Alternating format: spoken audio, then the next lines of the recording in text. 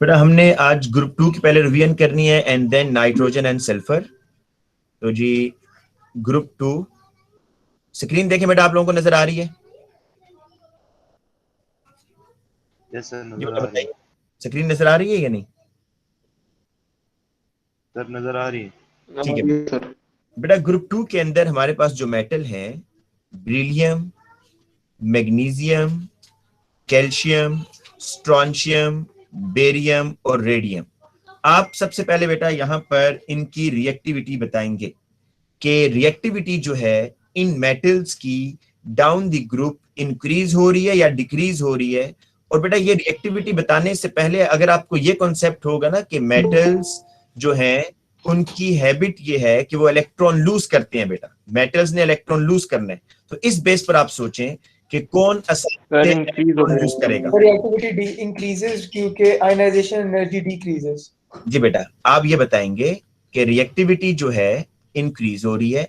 अच्छा some time ये question 3 marks का बेटा पूछा होता है, अभी मैं आऊंगा पास पेपर पर, तो वो कहता है कि reactivity why reactivity increases from top to bottom.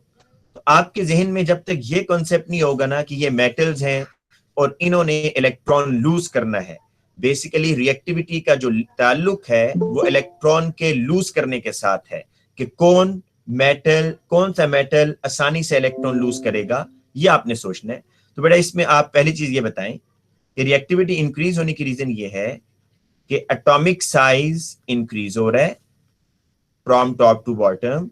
क्यों इंक्रीज हो रहा है भाई? क्योंकि शेल इंक्रीज हो रहे हैं, बेरिलियम के पास 2 हैं, मैग्नीशियम के पास 3। तो एटॉमिक साइज के इंक्रीज होने से क्या होगा ये अब आपने बताना है। एटॉमिक साइज के इंक्रीज होने से ये होगा कि जो डिस्टेंस ऑफ वैलेंस इलेक्ट्रॉन है, distance of valence electron from the nucleus, वो बेटा इंक्रीज हो जाएगा, वो इंक्रीज होगा, जिसका इफेक्ट ये होगा, या आप यहां पर ये भी कह सकते हैं कि मोर शील्डिंग इफेक्ट। बेटा शील्डिंग इफेक्ट बढ़ गया, जिसका इफेक्ट ये होगा बेटा less nuclear attraction, less nuclear attraction, या जो जुहेब ने बात बताई है वो भी आप बता सकते हैं कि आयोनाइजेशन एनर्जी कम हो रही है, इलेक्ट्रॉन को निकालने के लिए कम एनर्जी चाहिए। बेटा ये 3 चीजें बताएंगे लाजमी। पहले तो एक स्टेटमेंट देंगे कि रिएक्टिविटी इंक्रीज हो रही है मेटल्स की down the group. Reactivity increase होने क्यों हो रही है? क्योंकि एटॉमिक साइज बढ़ रहा है, एटॉमिक साइज के बढ़ने से जो वैलेंस इलेक्ट्रॉन का डिस्टेंस है फ्रॉम द न्यूक्लियस वो बढ़ रहा है या शील्डिंग इफेक्ट बढ़ रहा है, जिसकी वजह से न्यूक्लियर अट्रैक्शन बेटा क्या हो रही है? वीक हो रही है या कम आयोनाइजेशन एनर्जी होगी। अब इसकी वजह से मेटल्स डाउन द ग्रुप ज्यादा रिएक्टिव होते हैं। फिर बेटा वो एक बहुत इंपॉर्टेंट कंपैरिजन आपसे बार बार पूछेगा कि ये बताएं कि मैग्नीशियम को जब वाटर में डालते हैं तो क्या रिएक्शन होगा, कैल्शियम को जब वाटर में डालते हैं क्या रिएक्शन होगा, इनकी रिएक्टिविटी वो बेसिकली आपसे बेटा पूछेगा। तो जरा इनकी रिएक्टिविटी पर आ जाएं। पहले तो आपको रिएक्शन समझना है कि मैग्नीशियम, सर एक सेकंड पीछे जाएंगे। ये बेटा थैंक यू सर। अच्छा बेटा पहले तो आपको बेटा इसकी अब इसके रिएक्शंस आपको आने चाहिए कि मैग्नीशियम का रिएक्शन वाटर से करवाएंगे तो क्या होगा, मैग्नीशियम हाइड्रोक्साइड बनेगा और साथ में हाइड्रोजन गैस बनेगी। और इसी तरीके से बेटा आपको यह भी सीखना है कि जब कैल्शियम को वाटर से डालेंगे सेम रिएक्शन होगा भाई, कोई चेंज नहीं है यहां पर, कैल्शियम हाइड्रोक्साइड और साथ में हाइड्रोजन गैस बनेगी। अब आ जाएं इनकी ऑब्जर्वेशंस के ऊपर बेटा। ऑब्जर्वेशन आपको बेटा पहली ऑब्जर्वेशन तो आपको यहां ये नजर आ रही है मैग्नीशियम के केस में कि फिजिंग होगी या नहीं होगी बेटा, फिजिंग या एफेर्विसेंस। सर ये फिजिंग बबल्स की फॉर्मेशन होती है ना? जी बेटा फिजिंग यानी कि बबल्स बनना due to hydrogen gas. Fizzing या एफेर्विसेंस या बबल फॉर्मेशन, ये तीनों उस वक्त आप यूज करते हैं जब आपके पास रिएक्शन में गैस बन रही हो बेटा। बेटा दूसरी ऑब्जर्वेशन इसमें हाइड्रोजन गैस की वजह से हो रहा है ना? जी बेटा। बेटा दूसरी चीज आप ये देखिएगा कि ये रिएक्शन बड़ा स्लो होगा। आपको बबल्स तो बनते हुए दिखाई देंगे जब आप मैग्नीशियम को वाटर में डालेंगे तो बबल्स बहुत कम बनेंगे बेटा, बहुत कम। जबकि अगर आप यही ऑब्जर्वेशंस यहां पर देखें बेटा, तो यहां पर आपकी ऑब्जर्वेशंस एक तो आप कहेंगे जी बड़ा फास्ट रिएक्शन होगा, फास्ट रिएक्शन,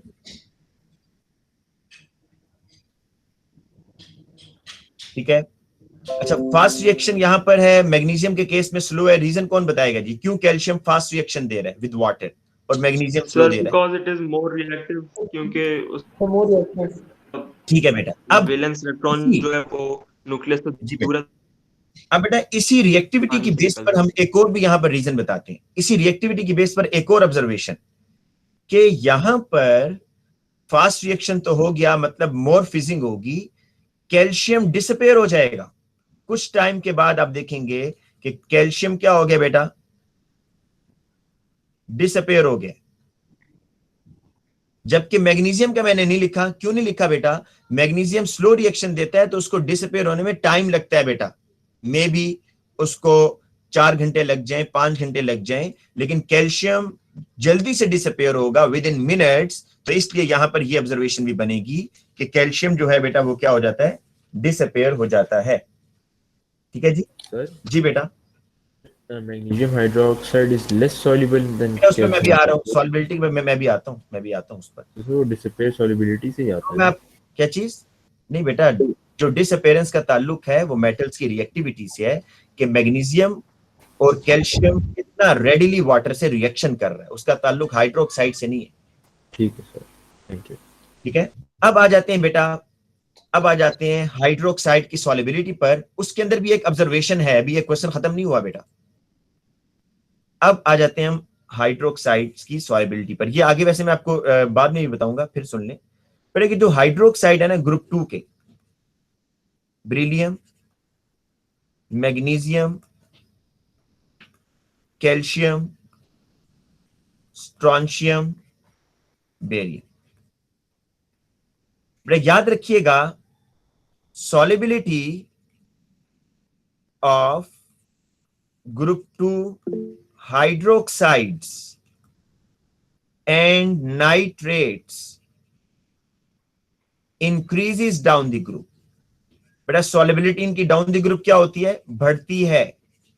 बाकी जितने भी सॉल्ट्स होंगे, जितने मतलब आपका सल्फेट और कार्बोनेट, उनकी सॉल्युबिलिटी कम होती है, लेकिन हाइड्रोक्साइड और नाइट्रेट की सॉल्युबिलिटी डाउन द ग्रुप बढ़ेगी। मतलब मैग्नीशियम हाइड्रोक्साइड कम सॉल्युबल है, कैल्शियम हाइड्रोक्साइड ज्यादा सॉल्युबल है, स्ट्रॉन्शियम और ज्यादा सॉल्युबल है, बेरियम और ज्यादा सॉल्युबल है।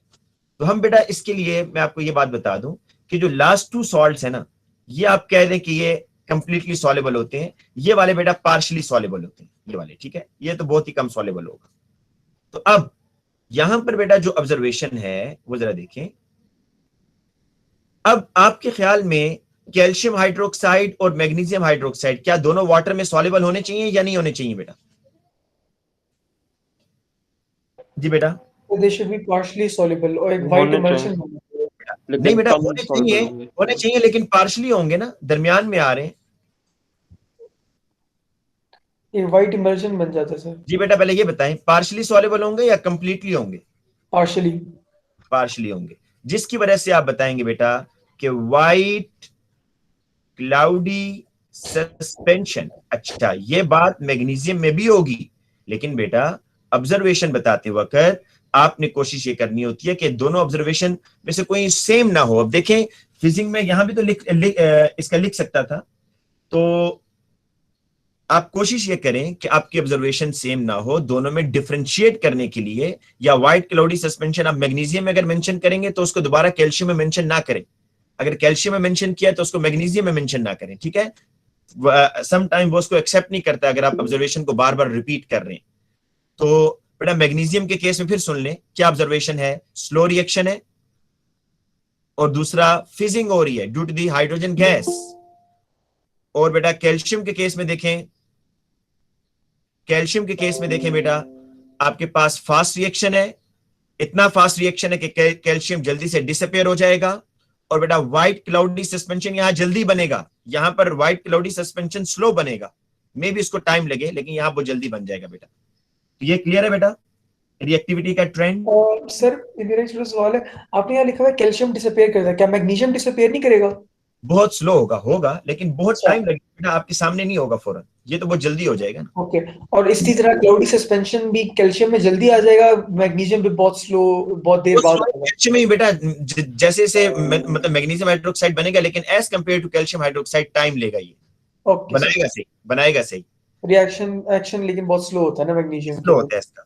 इसमें ओके अगर आप, हाँ अच्छा बेटा, अब आपने ये दो ऑब्जर्वेशन भूलनी नहीं है, ये नाइट्रेट्स पास। किस तरह बनाते हैं? जी बेटा, नाइट्रेट्स किस तरह बनते हैं? रिएक्शन क्या होता है किसका बेटा? नाइट्रेट्स बनाने का?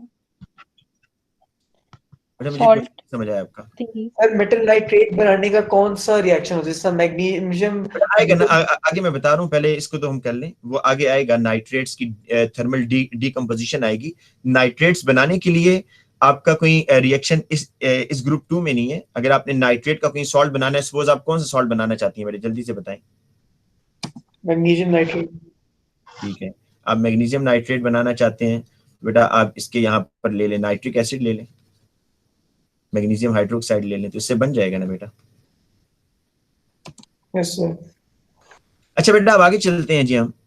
ये तो मैंने आपको रिएक्शन करवाया मैग्नीशियम और कैल्शियम का।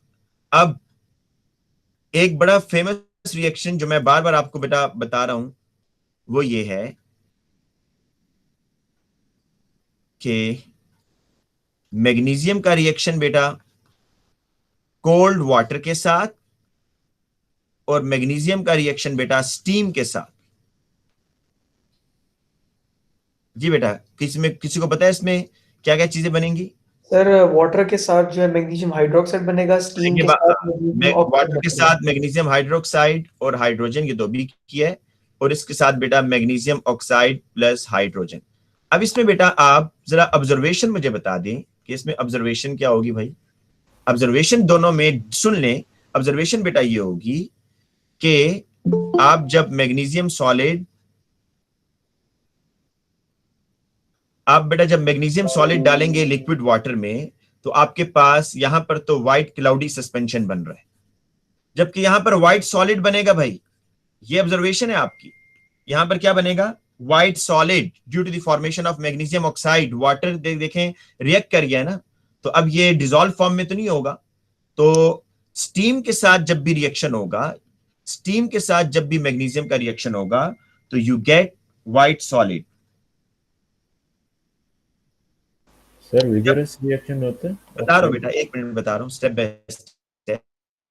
पहले आप ऑब्जर्वेशन देख लें कि स्टीम के साथ जब मैग्नीशियम का रिएक्शन होगा तो व्हाइट सॉलिड, जबकि वाटर के साथ जब रिएक्शन होगा तो व्हाइट सॉलिड नहीं बनेगा, क्लाउडी सस्पेंशन बनेगा, व्हाइट क्लाउडी सस्पेंशन। अच्छा दूसरी चीज बेटा, यहां पर जो स्टीम के साथ होगा ना, जो भी अब्दुल्ला यासीन कह रहा है, वो ऑब्जर्वेशन लिखनी है आपने। क्या कि स्टीम के साथ जब रिएक्शन होगा बेटा, तो आपका जो रिएक्शन है ये बड़ा विगरस रिएक्शन होगा। ठीक है, स्टीम के साथ विगरस रिएक्शन है, जबकि ऊपर वाला रिएक्शन बेटा बहुत स्लो है, क्योंकि वो लिक्विड वाटर के साथ हो रहा है। नीचे वाला रिएक्शन जो है बेटा ये विगरस होगा। तो ये जो दो रिएक्शन है, मैग्नीशियम का रिएक्शन लिक्विड वाटर के साथ और मैग्नीशियम का रिएक्शन स्टीम के साथ, ये बेटा आप लोगों ने याद करना है। ठीक है, बस मैं एक और रिएक्शन करा दूं, फिर पास पेपर पर आते हैं बेटा। सर ये रिएक्शन अगर मैग्नीशियम के बजाय कैल्शियम के साथ करें तो ऐसा ही होगा? जी बेटा बिल्कुल ऐसे ही होगा। अच्छा बेटा, आप कैल्शियम ऑक्साइड के सर एक साथ, सेकंड पीछे जा सकते हैं दोबारा? जी बेटा मैं जा रहा हूँ, ये लीजिए,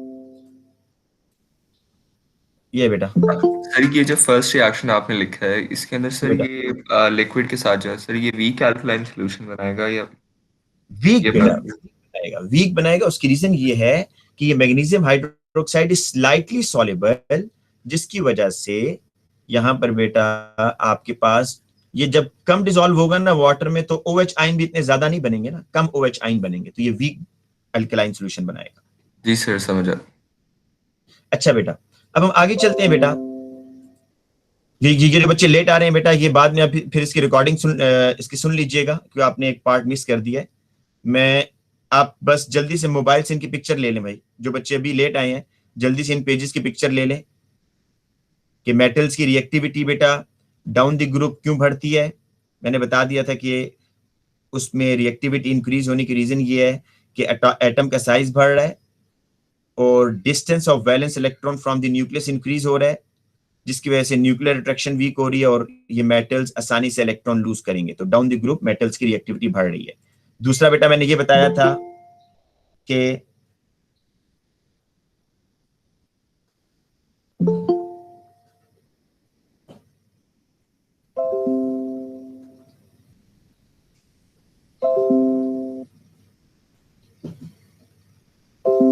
बेटा कोशिश किया करें क्लास में ना लेट ना आया करें, ठीक है, लेट ना आया करें। इसकी वजह से एक तो पूरी स्पीड हमारी स्लो हो जाती है और मुझे बार बार चीजें रिवाइज करनी पड़ती हैं। आप लोगों को जो टाइम दिया हुआ है 1 o'clock उसी पर आया करें। अब बेटा जल्दी से सुन लें कि सबसे पहले मैंने आपको ग्रुप 2 में मेटल्स की रिएक्टिविटी बताई थी बेटा, ठीक है, कि डाउन द ग्रुप एटम का साइज इंक्रीज हो रहा है और मेटल आसानी से इलेक्ट्रॉन लूज कर देगा। ये रीजन आपसे 3 मार्क्स का क्वेश्चन पूछेगा एग्जाम में कि why metals reactivity increases down the group, तो आप बताएं एटॉमिक साइज बढ़ रहा है, distance of valence electron from the nucleus बढ़ रहा है और लेस न्यूक्लियर अट्रैक्शन हो रही है। दूसरी बात बेटा जो मैंने कराई है वो ये कि मैग्नीशियम का रिएक्शन वाटर के साथ और कैल्शियम का रिएक्शन वाटर के साथ। पहले तो रिएक्शन आपको पता होना चाहिए कि दोनों में metal hydroxide plus hydrogen gas बनेगी। और ऑब्जर्वेशन, मैग्नीशियम क्योंकि लेस रिएक्टिव मेटल है as compare to calcium due to its smaller size, तो ये स्लो रिएक्शन देगा बेटा, जबकि calcium is more reactive metal than magnesium, तो ये फास्ट रिएक्शन देगा। पहली ऑब्जर्वेशन होगी। दूसरी ऑब्जर्वेशन मैंने बताई कि जो यहां पर मैग्नीशियम के साथ रिएक्शन होगा उसमें हाइड्रोजन गैस बन रही है तो फिजिंग होगी। अब वही बेटा यहां पर आप लिख दें तो सम टाइम ना वो आपको कहता है कि आपने कोई कॉमन ऑब्जर्वेशन नहीं लिखनी। अगर तो वो नहीं कहता फिर आप बता दें कि यहां पर भी फिजिंग हो रही है, लेकिन इससे अच्छी आप फिर ये बता दें बेटा डिफरेंट ऑब्जर्वेशन ये बता दें कि कैल्शियम के केस में कैल्शियम बहुत जल्दी डिसअपेयर हो जाएगा, मैग्नीशियम में भी बेटा डिसअपेयर होगा लेकिन बहुत टाइम लेगा, 5-6 घंटे लेगा, तो इसलिए आप ये ऑब्जर्वेशन यहां नहीं लिखेंगे कि मैग्नीशियम डिसअपेयर, जबकि कैल्शियम एक बड़ा रिएक्टिव मेटल है, तो जिसकी वजह से आप इसको यहां पर लिख देंगे कि कैल्शियम डिसअपेयर हो जाएगा विद इन मिनट्स, क्योंकि calcium is very reactive metal. और उसके बाद बेटा आपको मैंने ये बताया था कि जो आपके पास कैल्शियम हाइड्रोक्साइड है या मैग्नीशियम हाइड्रोक्साइड, क्योंकि ये वाटर में इतने अच्छे सॉल्युबल नहीं होते, इनकी सॉल्युबिलिटी डाउन द ग्रुप बढ़ रही होती है, तो यहां पर व्हाइट क्लाउडी सस्पेंशन, ठीक है, आपको व्हाइट क्लाउडी सस्पेंशन मिलेगा। तो ये बेटा इसकी ऑब्जर्वेशन थी। अच्छा, उसके बाद बेटा फिर मैंने ये कराया आपको कि मैग्नीशियम का रिएक्शन लिक्विड वाटर के साथ और स्टीम के साथ क्या होगा। लिक्विड वाटर के साथ रिएक्शन होगा तो मैग्नीशियम हाइड्रोक्साइड बनेगा और स्टीम के साथ रिएक्शन होगा तो मैग्नीशियम ऑक्साइड और हाइड्रोजन बनेगा। दोनों में बेसिक डिफरेंस ये है कि ऊपर वाले रिएक्शन में कोई सॉलिड नहीं बनेगा बेटा। ऊपर वाले रिएक्शन में देखिए क्या बन रहा है, यहां पर बन रहा है मैग्नीशियम हाइड्रोक्साइड एक्वस, जबकि नीचे वाले रिएक्शन में आपके पास व्हाइट सॉलिड बनेगा। तो ये एक ऑब्जर्वेशन होगी है कि यहां पर व्हाइट सॉलिड बन रहा है और दूसरा ये जो रिएक्शन होगा ये बड़ा विगरस होगा, ठीक है, जबकि ऊपर वाले में 2 ऑब्जर्वेशन मैं आपको पीछे बता चुका हूं।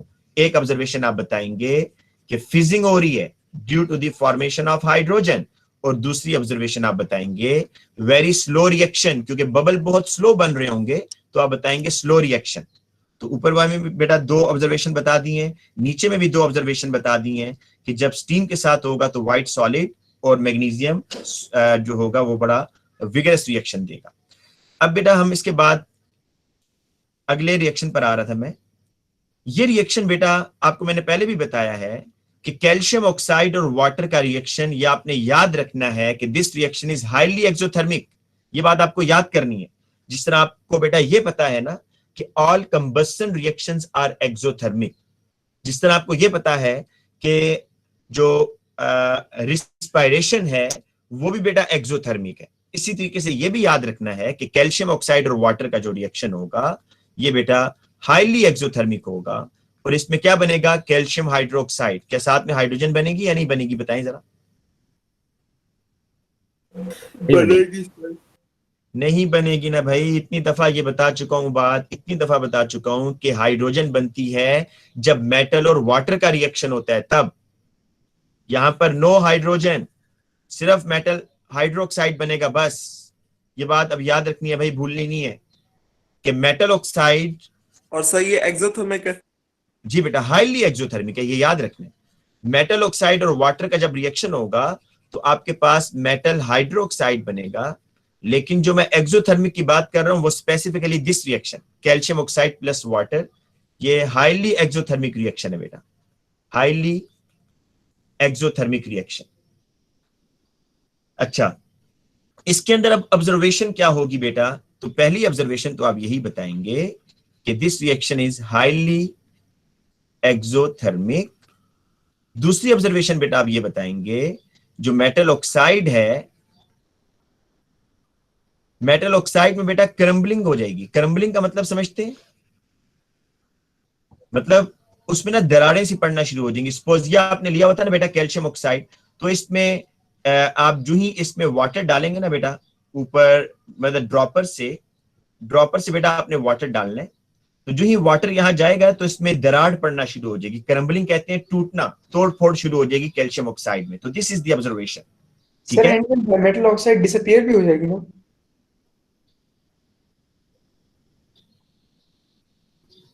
बिल्कुल होगा बेटा, बिल्कुल होगा, मेटल ऑक्साइड डिसअपीयर होगा। तो यहां पर मेटल ऑक्साइड में क्रम्बलिंग हो रही है और बेटा एट द एंड आपको व्हाइट क्लाउडी सस्पेंशन मिलेगा, व्हाइट क्लाउडी सस्पेंशन। तो ये वही ऑब्जर्वेशन है। अब देखो जुहेब, जब व्हाइट क्लाउडी सस्पेंशन जब बन जाएगा तो आपको नजर आ रहा होगा कि मेटल ऑक्साइड डिसअपीयर हो गया या नहीं हो गया? Yes sir. कहां आ रहा होगा भाई? वो तो क्लियर सोल्यूशन में आपको नजर आता है। Okay sir. ठीक है, तो तो मुझे आप लिखते हैं कि मेटल ऑक्साइड बेटा पास पेपर के ऊपर आप देखिएगा क्वेश्चन।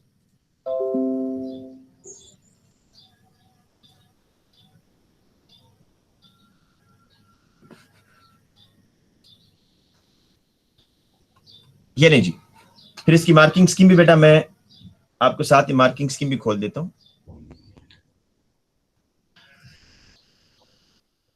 अच्छा बेटा, ये देखिए क्या कह रहे हैं, जरा क्वेश्चन नंबर 1 पढ़े ना सब बच्चे।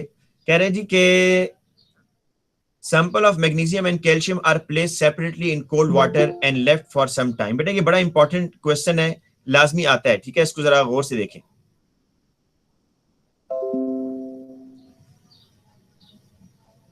बेटा टाइम पर आया करें क्लास में, टाइम पर क्लास में आया करें। आप लोग टाइम पर क्लास में नहीं आते, उससे जो है ना बड़ा मसला हो जाता है फिर। सर आइंदा मत रखिएगा, इस टाइम रात वाला सही है। सर नहीं, ये बेहतर है रात को सर। बेटा अभी हम ये इस पे डिस्कशन नहीं हो रही, अभी डिस्कशन बेटा इस क्वेश्चन पे हो रही है कि sample of magnesium and calcium are placed separately in cold water and left for some time. In each case describe what you would see and write a balance equation. बेटा equation तो हम लिख चुके हैं कि मैग्नीशियम जो है, नीचे इक्वेशन लिख देते हैं। अच्छा, जो ऑब्जर्वेशन है ना बेटा, उसका बेस्ट तरीका ये होता है पहले इक्वेशन लिखा करें, तो आपको ऑब्जर्वेशन जो है ना थोड़ी सी आसान हो जाती है।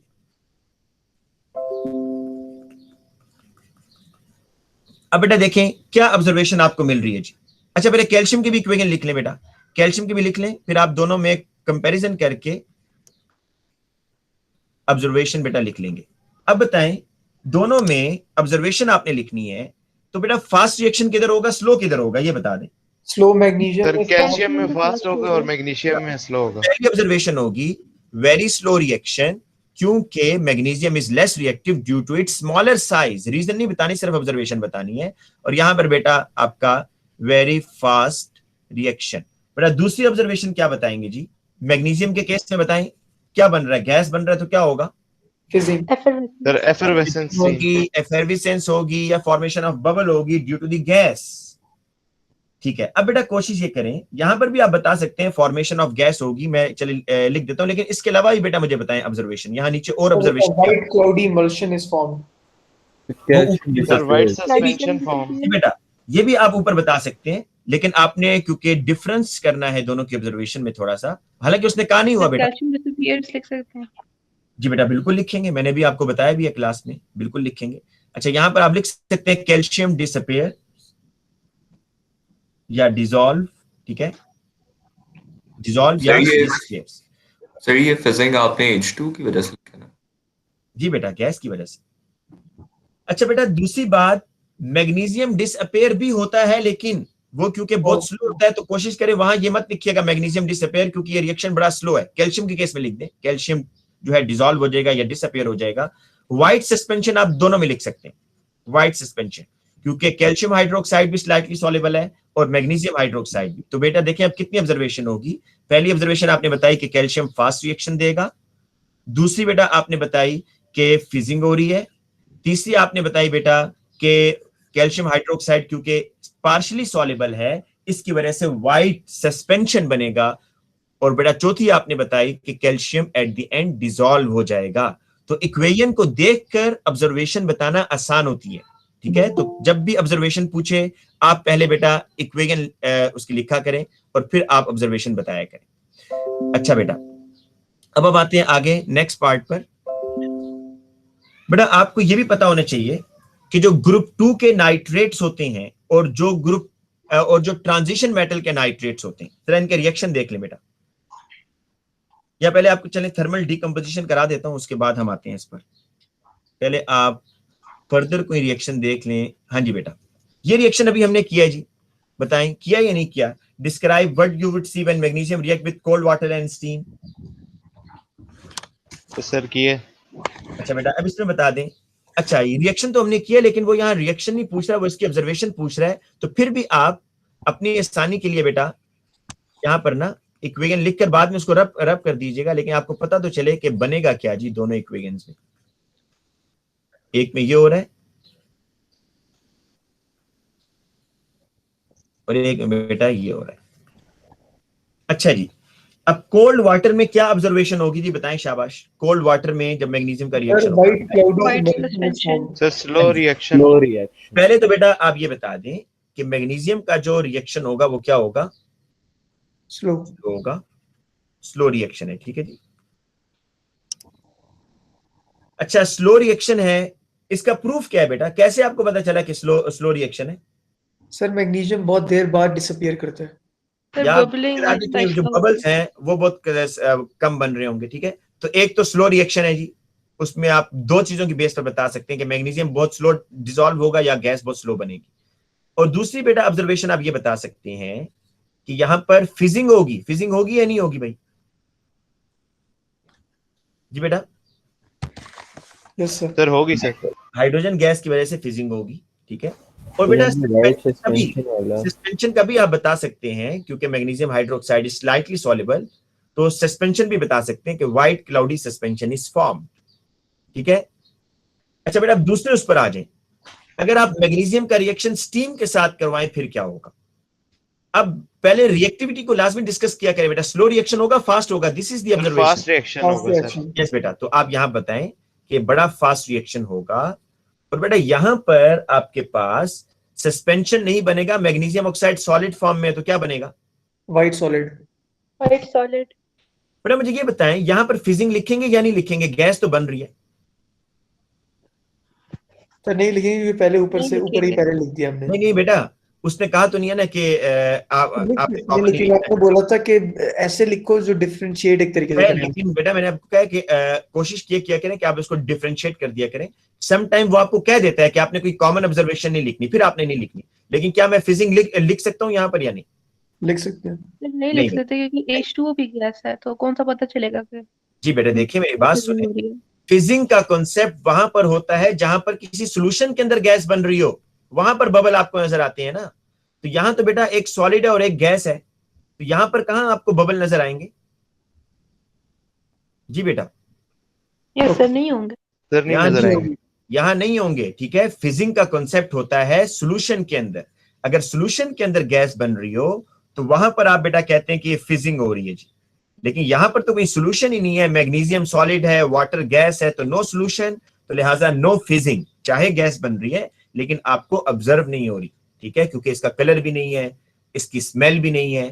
तो इसलिए बेटा कोई बच्चा यहां ये मत लिखे कि फिजिंग हो रही है। ये बेटा इसकी रीजन समझ आ गई है कि यहां क्यों नहीं लिखना फिजिंग हो रही है, क्योंकि मैग्नीशियम भी सॉलिड है और वाटर यहां पर गैसियस फॉर्म में।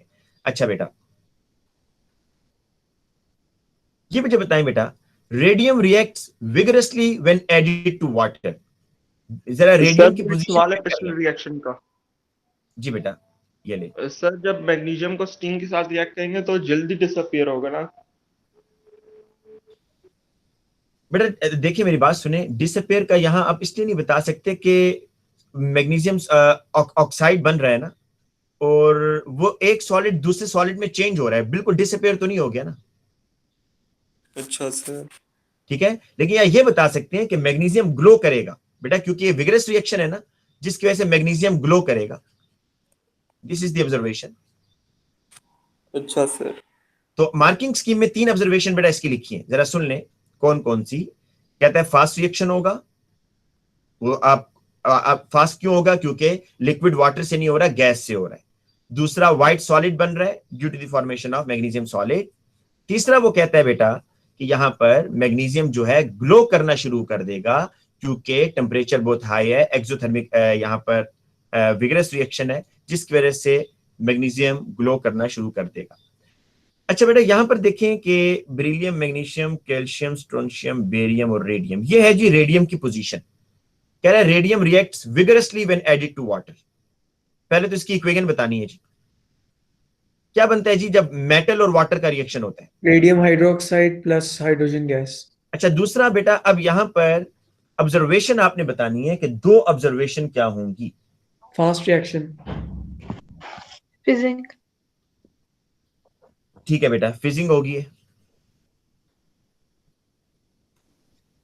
सर रेडियम डिसॉल्व हो जाएगा।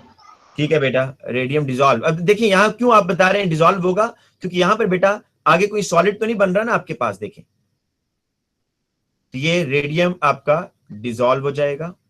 और जी अच्छा, यहाँ व्हाइट प्रेसिपिटेट लिखेंगे, white cloudy suspension. No sir. Clear no sir. अच्छा फुली बेटा, डिसॉल्व गैस होगा। निकल रही है और रेडियम जो है डिसॉल्व हो जाएगा, और ये बेटा बड़ा ही विगरस रिएक्शन है, फास्ट रिएक्शन है। अच्छा एक और चीज बेटा मैं आपको बताऊं कि पिछले क्वेश्चन के अंदर ना, हम यहां पर जब वो कंपैरिजन में पूछ रहा होता है ना बेटा, जब वो कंपैरिजन आपसे पूछ रहा होता है, ये बात गौर से सुनिएगा बेटा,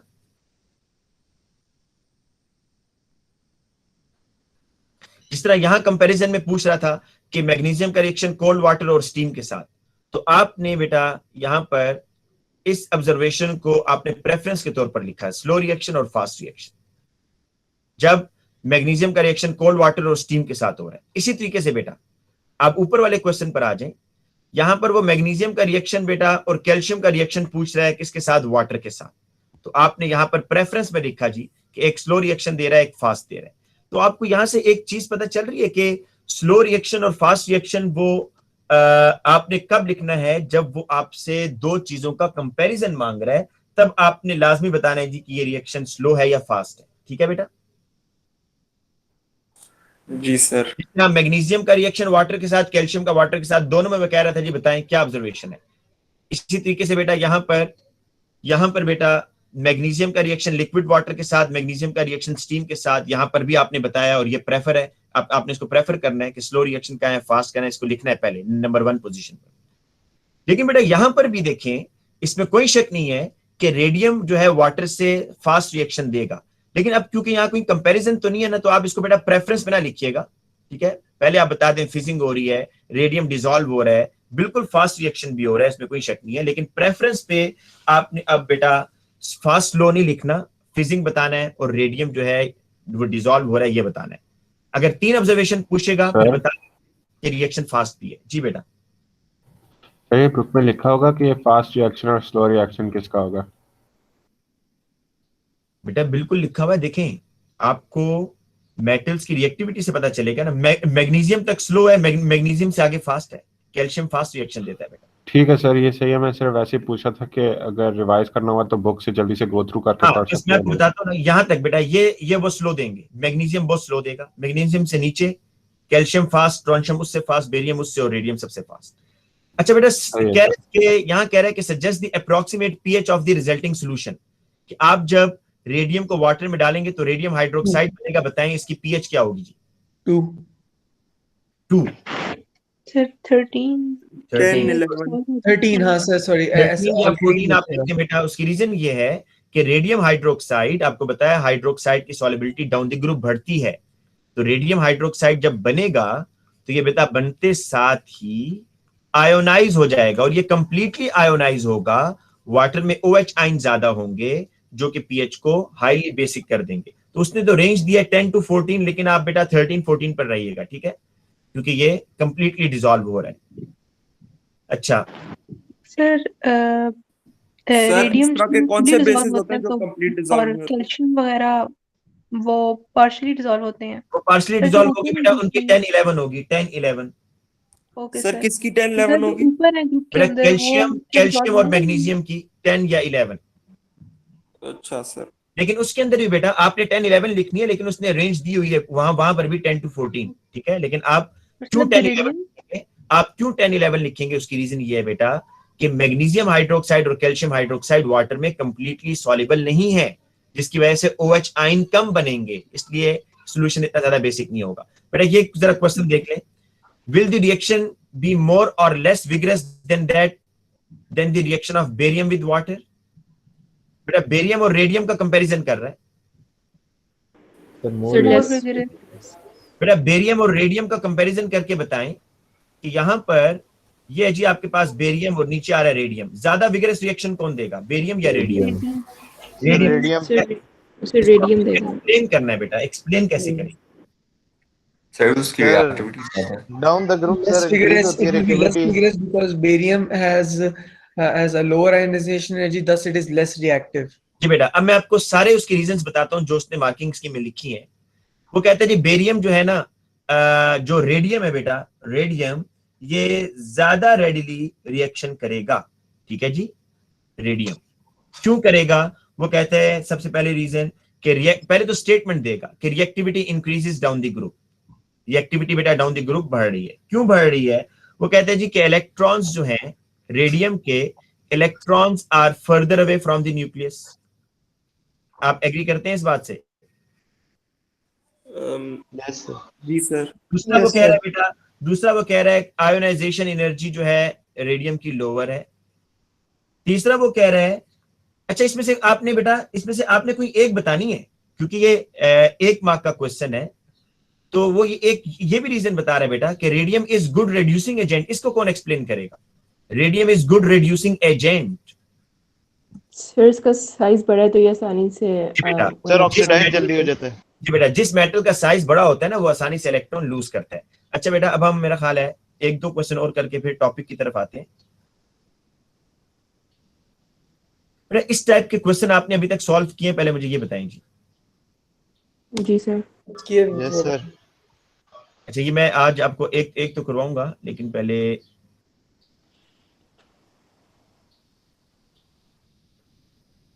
एक क्वेश्चन मैं आपको और करवा दूं बस, रिएक्टिविटी से रिलेटेड। जी बेटा ये जरा पढ़ें जी।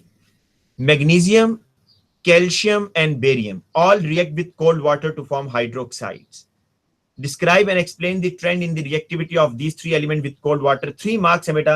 मुझे कोई एक बच्चा बताए एग्जैक्ट क्या वर्डिंग वो लिख कर आएगा जी। कोई एक बच्चा बेटा बोले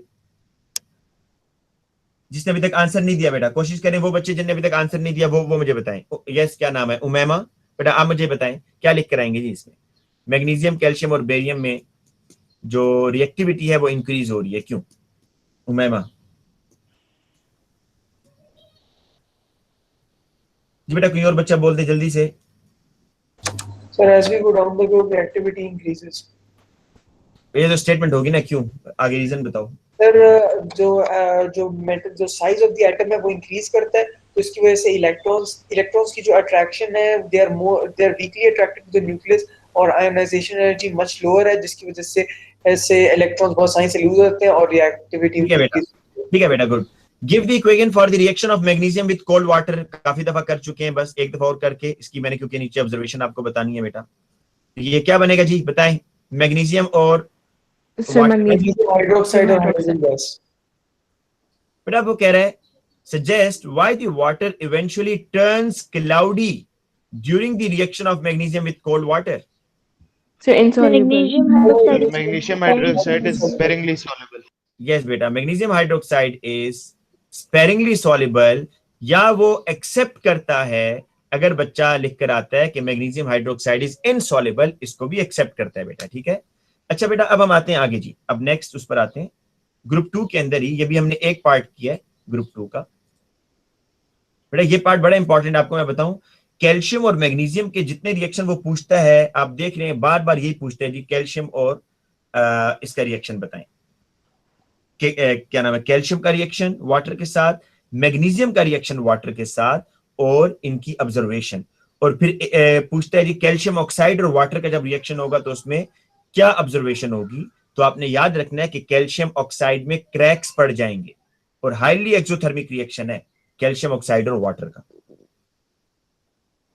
सर सिर्फ कैल्शियम ऑक्साइड में क्रैक्स पड़ते हैं, मैग्नीशियम में नहीं पड़ते? नहीं बेटा, मैग्नीशियम इतना फास्ट नहीं देता ना रिएक्शन, ये बहुत विगरस रिएक्शन देते हैं। अच्छा बेटा, सॉल्युबिलिटी की अगर हम बात करें तो सॉल्युबिलिटी का मैंने आपको बता दिया था, फिर बता देता हूं जल्दी से कि सॉल्युबिलिटी जो है, solubility of group 2 hydroxides and nitrates increases down the group. और एक और स्टेटमेंट बेटा याद रखिएगा इसी के साथ कि सॉल्युबिलिटी ऑफ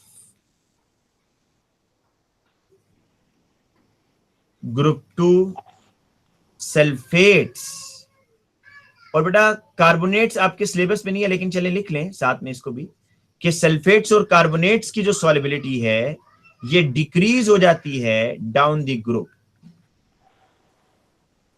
बेटा ये बात भूलनी नहीं है आपने,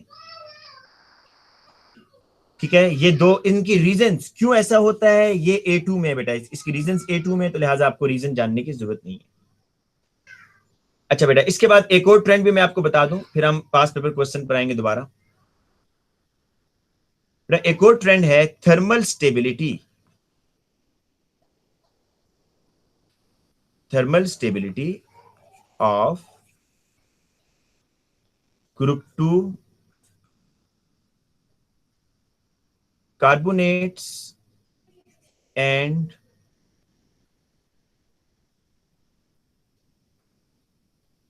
नाइट्रेट्स। बेटा किसी को याद है थर्मल स्टेबिलिटी की जो ट्रेंड था वो क्या है? पहले तो थर्मल स्टेबिलिटी, बेटा थर्मल स्टेबिलिटी का पहले मतलब समझ लें। थर्मल स्टेबिलिटी का बेटा मतलब ये होता है कि सपोज करता हूं कि मैं एक कंपाउंड को बेटा हीट कर रहा हूं और वो कंपाउंड डिकम्पोज नहीं हो रहा, टूट नहीं रहा हीटिंग के बावजूद, तो मैं कहूंगा कि ये कंपाउंड थर्मली स्टेबल है, कि हीट के बावजूद इसको कुछ नहीं हो रहा। तो थर्मली स्टेबल कंपाउंड्स बेटा डिकम्पोज नहीं होते, और एक कंपाउंड है बेटा मैं उसको हीट करता हूं और वो बहुत जल्दी डिकम्पोज हो जाता है, इसका मतलब है वो थर्मली अनस्टेबल है। तो जरा देखें, beryllium carbonate, magnesium carbonate, calcium carbonate, strontium carbonate, barium carbonate. बेटा इन कार्बोनेट्स में एक चीज कॉमन है कि जब भी मैं इनको हीट करूंगा ना तो ये मेटल ऑक्साइड और कार्बन डाइऑक्साइड में जाएंगे, ये मैग्नीशियम ऑक्साइड और कार्बन डाइऑक्साइड में जाएगा, कैल्शियम ऑक्साइड और कार्बन डाइऑक्साइड में जाएगा, स्ट्रॉन्शियम ऑक्साइड, कार्बन डाइऑक्साइड। अच्छा, अब अगर मैं आपसे ये पूछूं बेटा कि इसमें ऑब्जर्वेशन सब में एक ऑब्जर्वेशन कॉमन है कि फिजिंग हो रही है? जी सर।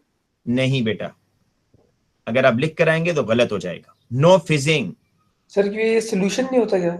जी बेटा, इसमें मैं आपको भी लिख देता हूं, आप जब थर्मल डिकम्पोज करते हैं तो आपका जो बेरिलियम कार्बोनेट या मैग्नीशियम कार्बोनेट या कैल्शियम, ये सॉलिड फॉर्म में आप बेटा टेस्ट ट्यूब में लेते हैं। आप एक बॉइलिंग टेस्ट ट्यूब लेते हैं बेटा, बॉइलिंग टेस्ट ट्यूब, और इस टेस्ट ट्यूब के अंदर ये सॉलिड डाल दिया जी आपने, सॉलिड फॉर्म में, सॉलिड मैग्नीशियम कार्बोनेट, और क्या करेंगे जी, इसको आप हीट करेंगे यहां से। तो बेटा ये बेरिलियम क्या नाम है इसका, मैग्नीशियम ऑक्साइड तो यहीं बच जाएगा और कार्बन डाइऑक्साइड ऊपर निकलेगा। तो क्या आपको बबल नजर आएंगे कार्बन डाइऑक्साइड के जो यहां से जा रहे हैं? सर कोई स्मेल आएगी, कोई स्मेल नहीं आएगी, कोई बबल नहीं आएंगे, ठीक है। तो कोई बच्चा ये मत लिखिएगा, और कोई बच्चा ये लिख कर आएगा white solid is formed. Yes sir. Yes sir. नहीं भाई, पहले भी व्हाइट था, अब भी व्हाइट है, क्यों लिखेंगे white solid is formed? Sir ये लिख सकते हैं कि इट्स ग्लोइंग। कुछ भी नहीं लिखेंगे भाई, लाजमी आपने, जब कोई ऑब्जर्वेशन है ही नहीं तो आप क्यों लिखेंगे यहाँ पर? लेकिन ये सवाल नहीं पूछ सकता कि वो सवाल नहीं पूछेगा भाई, वो आपसे सवाल नहीं पूछेगा। मैं आपको बताऊंगा वो कहाँ क्वेश्चन पूछेगा, यहाँ नहीं पूछेगा इस तरह का क्वेश्चन। ठीक है, तो यहाँ पर देखें, ब्रिलियम कार्बोनेट तो ग्लो नहीं करेगा ना, ग्लो तो बेटा मेटल्स करते हैं, ये बात याद रखना बेटा, जिसने ग्लो कहा है ना वो याद रखे, मेटल्स ग्लो करती हैं। अगर आप प्योर मेटल को, प्योर मेटल, ये मेटल जो है बेटा ये कंबाइंड फॉर्म में है, इसके इलेक्ट्रॉन 2 लूज हो चुके हैं, ग्लो होने के बाद तो इसने कार्बोनेट बनाया, फर्दर ग्लो नहीं करेगा। तो याद रखिएगा बेटा, जब भी कार्बोनेट्स को हीट करते हैं तो आपके पास कितनी गैसेस बनती हैं जी? एक गैस बनती है ना सिर्फ? Yes sir. अच्छा, अब दूसरी चीज, जो मेन चीज मैंने आपको बतानी थी बेटा, ये मैं सपोज वैल्यू लिख रहा हूं कि इसको 100 डिग्री पर सपोज ये डिकम्पोज हो रहा है, ये 200 पर हो रहा है, ये 300 पर हो रहा है, ये 400 पर सपोज डिकम्पोज हो रहा है, ये 500 पर। तो क्या लिखेंगे जी? Thermal stability down the group क्या हो रही है? इंक्रीजेस। इंक्रीज हो रही है। इसकी रीजन क्यों होता है, मैंने वैसे आपको जब पढ़ाया था उस टाइम क्लास में बताया था, अभी नहीं बताऊंगा क्योंकि हमारे सिलेबस में नहीं है, ये A2 में है ये भी। बस इसका ट्रेंड याद रखें बेटा कि थर्मल स्टेबिलिटी, ये ट्रेंड याद रखना है, भूलना नहीं है। Thermal stability increases down the group, down the group बेटा थर्मल स्टेबिलिटी आपकी बढ़ रही है। ठीक हो गया जी? ठीक है सर। अच्छा बेटा, अब आगे चलते हैं जी, कि इस थर्मल स्टेबिलिटी के बाद अब आ जाते हैं नाइट्रेट्स की थर्मल स्टेबिलिटी के ऊपर। बेटा नाइट्रेट होता है NO3-1, तो इसमें ये इक्वेशन बनेगी BeNO3 whole twice, magnesium NO3 whole twice, calcium nitrate, इसी तरीके से बेटा नीचे स्ट्रॉन्शियम नाइट्रेट और बेरियम नाइट्रेट। बेटा इनको जब आप डिकम्पोज करते हैं ना तो ये इक्वेशन आपके सिलेबस में और ऊपर वाली भी थी, और ये बेटा मोस्टली पूछता है आपसे, इसको गौर से सुनिएगा कि ग्रुप 2 के नाइट्रेट्स या ट्रांजिशन जो मेटल नाइट्रेट्स हैं वो जब भी डिकम्पोज होते हैं मेटल ऑक्साइड बनता है, नाइट्रोजन डाइऑक्साइड बनता है और साथ में ऑक्सीजन गैस बनती है। बैलेंस करने के लिए 2 नाइट्रोजन है 2NO कर दें, इसको हाफ कर दें बेटा। अब यहां पर वो ऑब्जर्वेशन बेटा आपसे पूछता है, यहां में जो कहीं बच्चा बता सकता है क्या क्या ऑब्जर्वेशन होगी? ब्राउन गैस बनेगी। जी बेटा, यहां पर जो जी बेटा यहां पर जो NO2 है वो आपको ब्राउन गैस बनाकर देगी। तो रिएक्शन तो बाकी प्रोडक्ट तो सब में कॉमन है, लेकिन बेटा अगर वो आपसे ये पूछे, इस तरह का एक क्वेश्चन भी पूछता है कि एक जी आपके पास सॉल्ट है ग्रुप 2 का, आपने उसको डिकम्पोज किया तो a mixture of gases are formed. बताएं जी वो सॉल्ट ग्रुप 2 का कौन सा होगा? कार्बोनेट होगा, नाइट्रेट होगा? नाइट्रेट होगा सर, क्योंकि कार्बोनेट में सिर्फ कार्बन डाइऑक्साइड बनती है। यस बेटा, नाइट्रेट में मिक्सचर ऑफ गैसेस बनती है। ये क्वेश्चन रिपीट कीजिएगा जरा। मैं क्वेश्चन ये मैंने बताया आपको कि वो कहता है कि आपके पास ग्रुप 2 का एक सॉल्ट है, आपने उसको डिकम्पोज किया, थर्मली डिकम्पोज, तो आपके पास मिक्सचर ऑफ गैसेस बनी। बताएं ये आपका ग्रुप 2 नाइट्रेट होगा या ग्रुप 2 कार्बोनेट होगा? आपने याद रखना है कि जो नाइट्रेट होते हैं उसमें मिक्सचर ऑफ गैसेस बनती हैं, कार्बोनेट में तो सिर्फ एक ही गैस बेटा बनती है। तो ये बात याद रहेगी ना कि यहां पर मिक्सचर ऑफ गैसेस है। बेटा सेम ट्रेंड यहां पर होगा। थर्मल स्टेबिलिटी, सपोज ये 100 डिग्री पर हो रहा है तो ये 200 पर हो रहा है, ये 300 पर हो रहा है, तो बेटा ये याद रखना है thermal stability down the group increases. इसको बेटा लिख लें कि थर्मल स्टेबिलिटी जो है ना, thermal stability down the group increases. बेटा ये इंक्रीज होगी जी आपकी थर्मल स्टेबिलिटी। अच्छा बेटा, अब मैं आता हूं लास्ट चीज की तरफ, फिर हम बेटा बल्कि थोड़ा से पास पेपर कर लेते हैं। इसमें बस एक रिएक्शन रह गया बेटा, वो मैंने आपको करवाना है।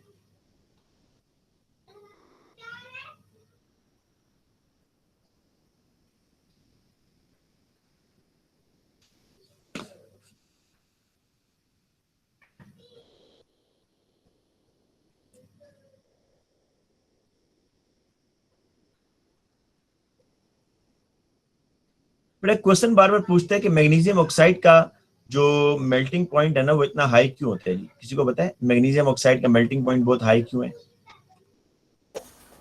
Strong electrostatic forces of attraction. Yes, strong electrostatic force of attraction between the magnesium ion and oxide ion.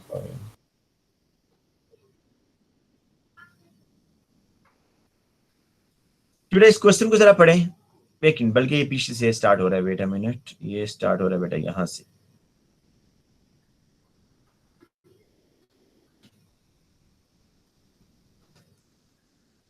ये तो हम बहुत दफा कर चुके हैं जी। मेल्टिंग पॉइंट डिक्रीजेस ग्रुप, हाँ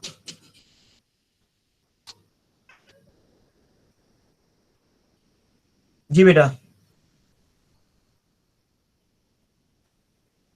इस क्वेश्चन को रीड करते हैं। The element in the group 2 show trends in their properties that are typically of metal. State and explain the trend in ionization energy down group 2. बेटा down the group ionisation energy क्या होगी? Electron निकालना कहां से आसान होगा? Decrease, sir. Decrease होगी। Decrease करती है इसके बाद उसकी कुछ रीजन भी बता दें भाई, क्यों डिक्रीज होगी? Because number of Sir, shells इसका size- increases and distance from the यार न्यूक्लियस। नंबर ऑफ शेल की जगह ना अब ये बच्चों वाली बेटा, ये बच्चों वाली वर्डिंग के बजाय शील्डिंग इफेक्ट कह दिया करो ना, कि शील्डिंग इफेक्ट बढ़ रहा है। सर मैं ऐसे बोल रहा था नंबर ऑफ शेल्स इंक्रीज तो distance from the nucleus shell increase. ठीक है, डिस्टेंस अलग फैक्टर है और शील्डिंग शील्डिंग इफेक्ट इफेक्ट अलग है। ठीक है बेटा। तो आप बताएंगे कि distance of electron from the nucleus increase हो रहा है, शील्डिंग इफेक्ट बढ़ रहा है, जिसकी वजह से। अच्छा बेटा, जो मेन चीज है वो यहां पर आ जाए। ये आप में से अक्सर बच्चे गलत आंसर देते हैं। मेल्टिंग पॉइंट बेटा डिक्रीज हो रहा है, मतलब ब्रिलियम को मेल्ट करना मुश्किल है, मैग्नीशियम को मेल्ट करना आसान है, कैल्शियम को और आसान है। तो बेटा इसमें मैं ये लिख दूं, weak intermolecular forces in calcium. नहीं सर, मेटल है ये तो। हाँ बेटा नहीं अब बेटा सुने, आपको मैंने क्या बताया था कि जब भी वो आपसे कोई मेल्टिंग पॉइंट का पूछे तो आप उसका पहले स्ट्रक्चर देखा करें। मेटल्स की बात हो रही है तो मेटल का स्ट्रक्चर किस तरह का होता है आप ये देखा करें कि मेटल के अंदर बेटा, अगर आप ब्रिलियम की बात करते हैं, मैं इसको चले वन नोट पे बनाता हूं। अगर आप इनके मेल्टिंग पॉइंट की बात करते हैं बेटा, ब्रिलियम, ये है जी मैग्नीशियम, ये है जी कैल्शियम। चलें इन तीनों को देख लेते हैं। ये ब्रिलियम का अगर स्ट्रक्चर हम देखें तो ये 2+, ये 2+, ये 2+, 2+, 2+, 2+ और ये बेट दो दो इलेक्ट्रॉन है, और इनके दरमियान बेटा इलेक्ट्रोस्टैटिक फोर्स है। ठीक है, जिसको आप मेटेलिक बॉन्ड भी बोलते हैं बेटा, यही है वो मेटेलिक बॉन्ड। अगर आप बेटा मैग्नीशियम के केस में ये चीज देखें तो मैग्नीशियम के केस में बेटा ये इस तरीके से है।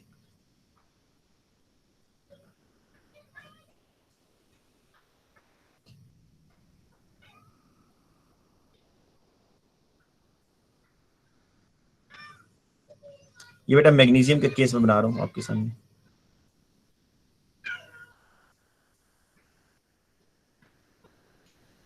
ये इलेक्ट्रॉन है, डीलोकलाइज इलेक्ट्रॉन मैग्नीशियम के, और यहां पर बेटा फोर्स ऑफ अट्रैक्शन। बताएं जी कहां पर स्ट्रॉन्ग मेटेलिक बॉन्ड होगा? Sir magnesium. Magnesium beryllium strong में। मेटेलिक बॉन्ड होगा? नहीं जी, यहां पर मेटेलिक बॉन्ड होगा। देखें, आपको मेटेलिक बॉन्ड की स्ट्रेंथ की क्या क्या वो बताई थी, फिर सुनिए। सर पहले एक तो आपको ये चार्ज बताई थी, डेंसिटी भी फैक्टर है पहले आपको ये कि बताई कितना थी। बड़ा है। जी बेटा, सर अब हाँ आप बोलो, साथ बोलो। सर आपने बताया था कि जिसकी चार्ज डेंसिटी ज्यादा होती है उसका मेल्टिंग पॉइंट हायर होता है। जी बेटा, किसकी चार्ज डेंसिटी ज्यादा है? बेरिलियम। जी बेटा, तो आप चलें इसको वन बाय वन करके हम कर लेते हैं। पहली चीज मैंने बताई थी डीलोकलाइज इलेक्ट्रॉन। तो डीलोकलाइज इलेक्ट्रॉन तो दोनों के पास सेम है, ठीक है, दो दो इलेक्ट्रॉन है। दूसरी चीज मैंने बताई थी चार्ज ऑन दी आइन। अगर आप सिर्फ चार्ज को सेपरेटली देखें तो वो भी दोनों के ऊपर 2+2+ है, चार्ज भी सेम है। तीसरी चीज मैंने बताई थी साइज ऑफ द आइन। आइन का साइज जितना स्मॉल होगा वो इतना स्ट्रॉन्गर मेटालिक बॉन्ड बनाएगा बेटा, क्योंकि देखें यहां देखें, यहां पर बेटा जो इलेक्ट्रॉन है ना ये स्ट्रांगली अट्रैक्ट हो रहे हैं ब्रिलियम से, जबकि यहां जो इलेक्ट्रॉन है बेटा ये स्ट्रांगली अट्रैक्ट नहीं हो रहे क्योंकि मैग्नीशियम आयन का साइज बिगर है।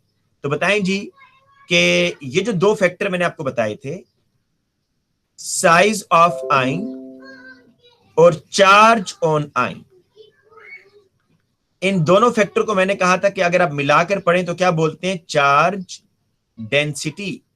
तो बेटा ज्यादा डेंस चार्ज किसके ऊपर है, बेरिलियम के ऊपर है, मैग्नीशियम के ऊपर है, ज्यादा डेंस चार्ज? सर बेरिलियम पे। तो बेरिलियम बेटा इलेक्ट्रॉन को स्ट्रांगली अट्रैक्ट करेगा, जिसकी वजह से आप कहेंगे कि strong metallic bond in beryllium. तो बेटा इसका आंसर, बेरिलियम। यस, अब इसका आंसर देखें। वो कह रहे हैं जी the melting point decreases down the group. तो अब आपने इसको एक्सप्लेन करना है, तो आप बता दें बेटा इसमें कि डाउन द ग्रुप क्या हो रहा है, decreasing the charge density, charge density कम हो रही है, ठीक है। या आप बेटा ये बता सकते हैं कि down the group strength of metallic bond decreases, ये भी बता सकते हैं स्ट्रेंथ ऑफ।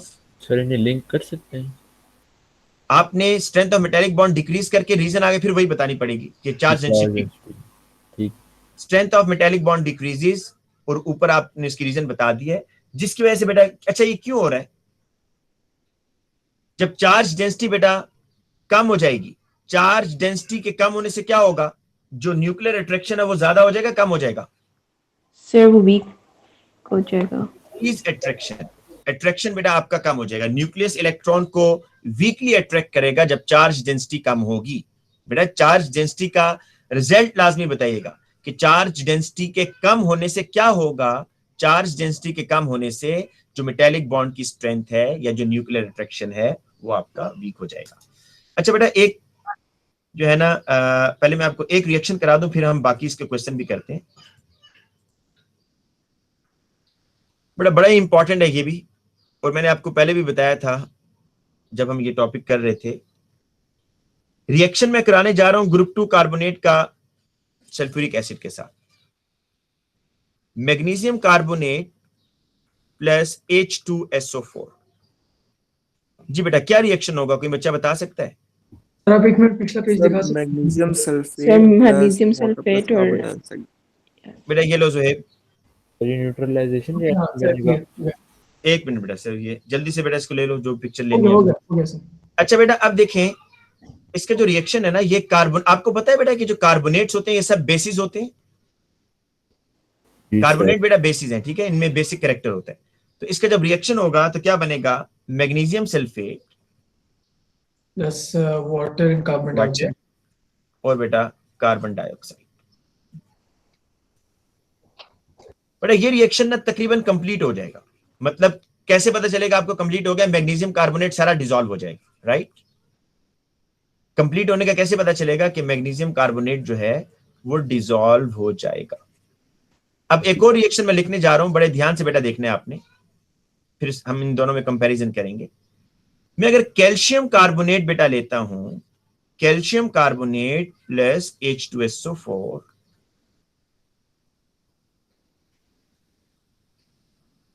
तो ये क्या बनेगा बेटा, पहले मुझे प्रोडक्ट बताएं।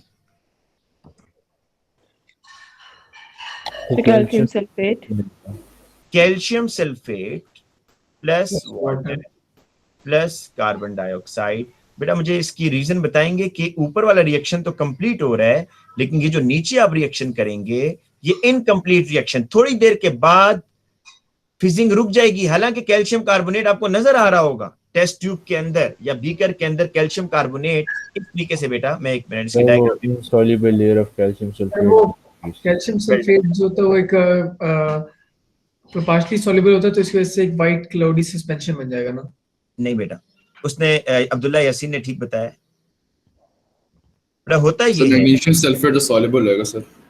हाँ तो फिर क्या होगा बेटा उसका मुझे आगे सर बताओ। वो तो एसिड डिसॉल्व कर जाएगा, लेकिन सर कैल्शियम सल्फेट में ये होता है सर वो डिसॉल्व नहीं करता, वो सब एक इनसॉल्युबल लेयर कवर बना लेता है सर उसके ऊपर। बिल्कुल बेटा बिल्कुल ठीक कैल्शियम बताया कार्बोनेट तुमने, के ऊपर। बिल्कुल ठीक बताया भाई।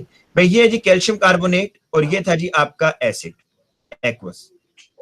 जो ही बेटा कैल्शियम सल्फेट बनेगा ना, क्योंकि आपको पता है कि सल्फेट्स की सॉल्युबिलिटी डाउन द ग्रुप क्या होती है, ये चीज यहां से सीखनी है बेटा, ये कॉन्सेप्ट यहां पे यूज हो रहा है। देखें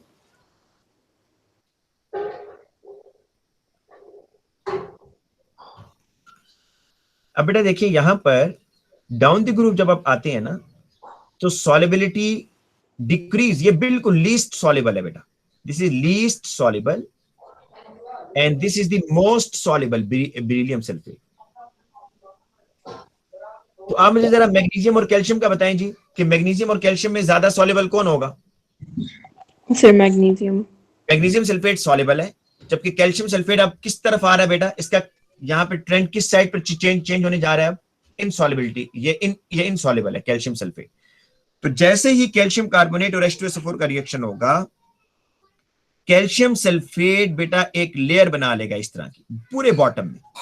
ये देखें, ये जो येलो कलर से मैं आपको बना रहा हूं, ये जो येलो कलर है बेटा, ये इंडिकेट कर रहा है layer of insoluble calcium sulphate. तो जब बेटा कैल्शियम सल्फेट बनना शुरू हो जाएगा और वो एक इनसॉल्युबल लेयर बना लेगा, तो क्या फर्दर कांटेक्ट होगा कैल्शियम कार्बोनेट और H2SO4 का? नहीं सर। नहीं होगा बेटा। तो ठीक है, तो आपने बताना है कि यहां पर क्या होगा बेटा कि ये जो इनसॉल्युबल सल्फेट लेयर है, layer of insoluble calcium sulphate, ये बेटा क्या करेगा? प्रिवेंटिंग दी फर्दर रिएक्शन किसके दरमियान? Between calcium carbonate and H2SO4। जबकि मैग्नीशियम सल्फेट जो है सॉल्युबल होने की वजह से वाटर में बेटा डिसॉल्व हो जाएगा। ठीक है भाई ये बात? ठीक है सर। अब बेटा बस मैं आपको यूजेस कराकर फिर हम क्वेश्चंस पर आते हैं। यूजेस थोड़े से देख लें बेटा। कैल्शियम कार्बोनेट और कैल्शियम हाइड्रोक्साइड,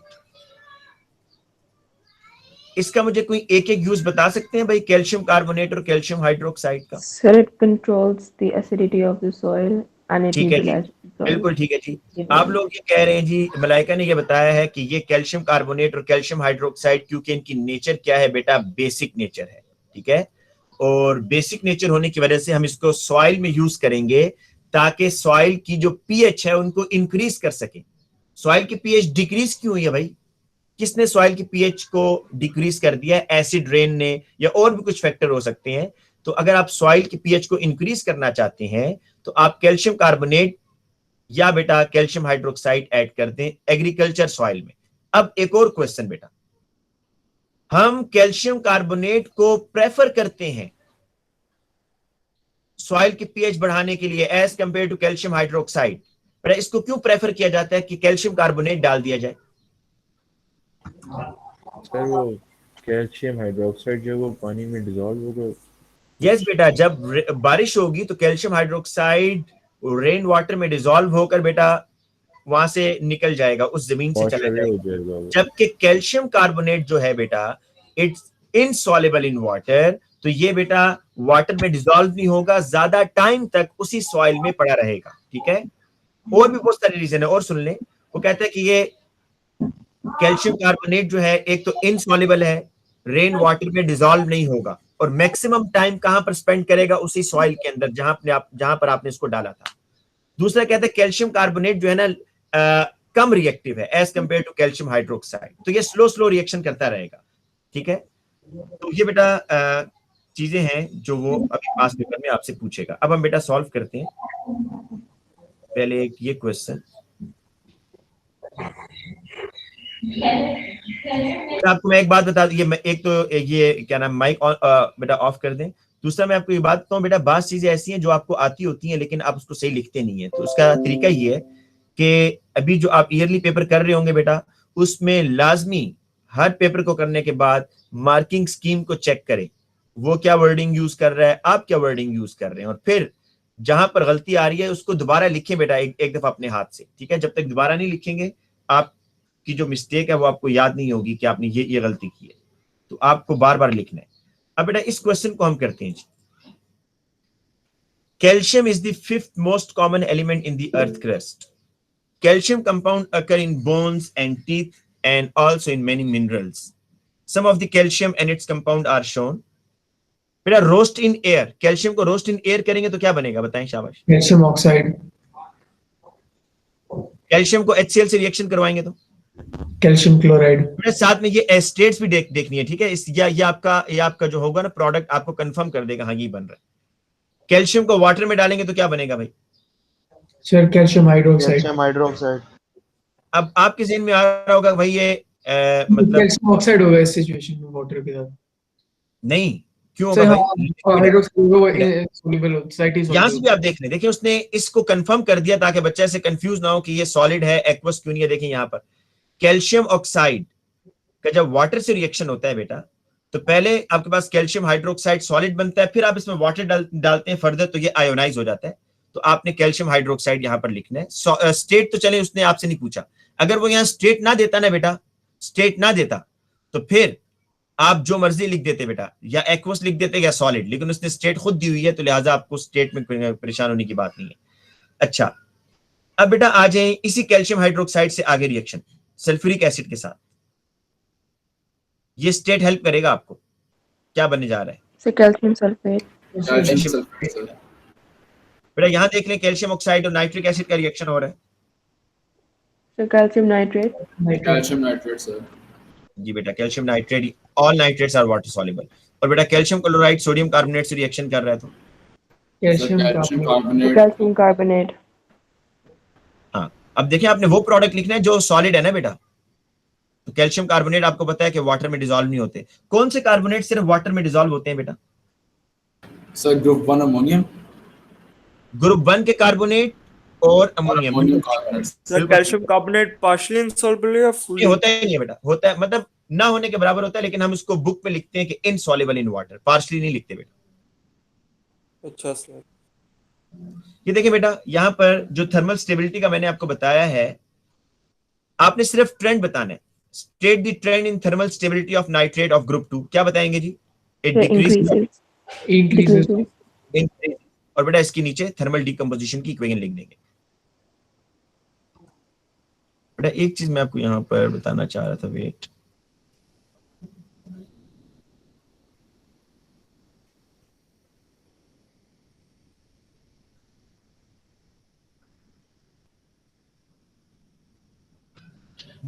जी बेटा ये क्वेश्चन नंबर 7 का ना ये पार्ट पढ़ें, क्वेश्चन नंबर 7 का थर्ड पार्ट बेटा। ओह सॉरी,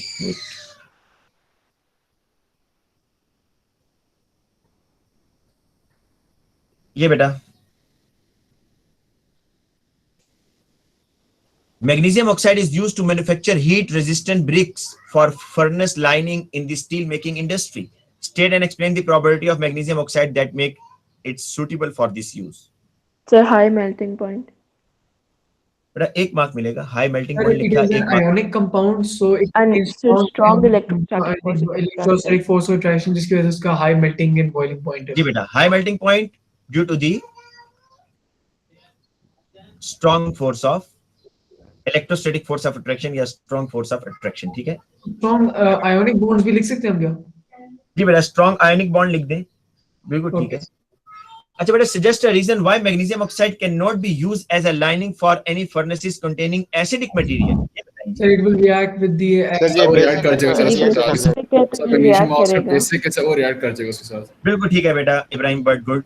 जरा इस क्वेश्चन को पढ़ लेंगे, क्वेश्चन नंबर 8। ये क्वेश्चन इस तरह के होते आसान है लेकिन आप लोग अक्सर गलत करके आते हैं, जरा इसलिए मैं आपसे करवाना चाह रहा हूँ।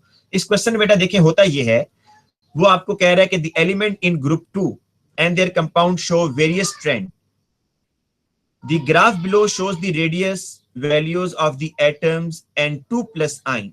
बेटा ये दो चीजों की आपको यहाँ पर कर्व नजर आ रही है, एक एटम की, ग्रुप 2 के एटम की, और दूसरी कर्व आपको नजर आ रही है ग्रुप 2 के आइंस की।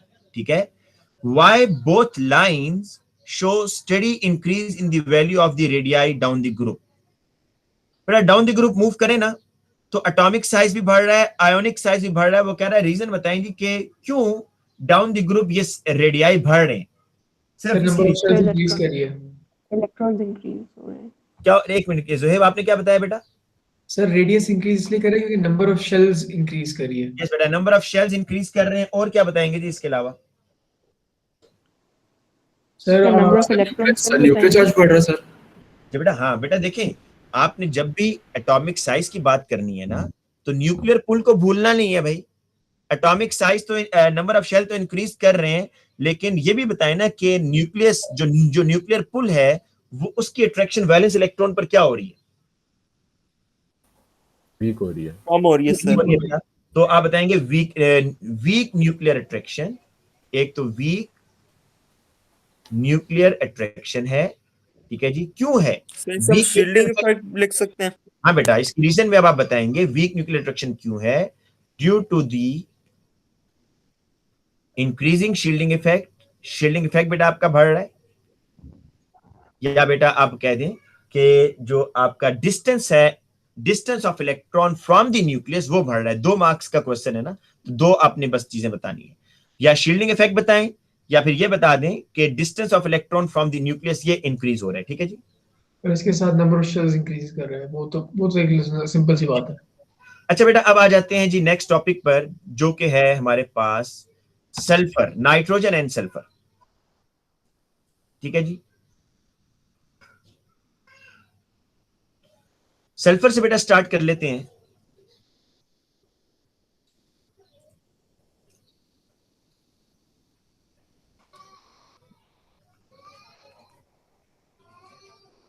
बेटा नाइट्रोजन एंड सल्फर, बेटा एक चीज याद कर ले, मैंने आपको पहले भी बताई थी, फिर सुन ले।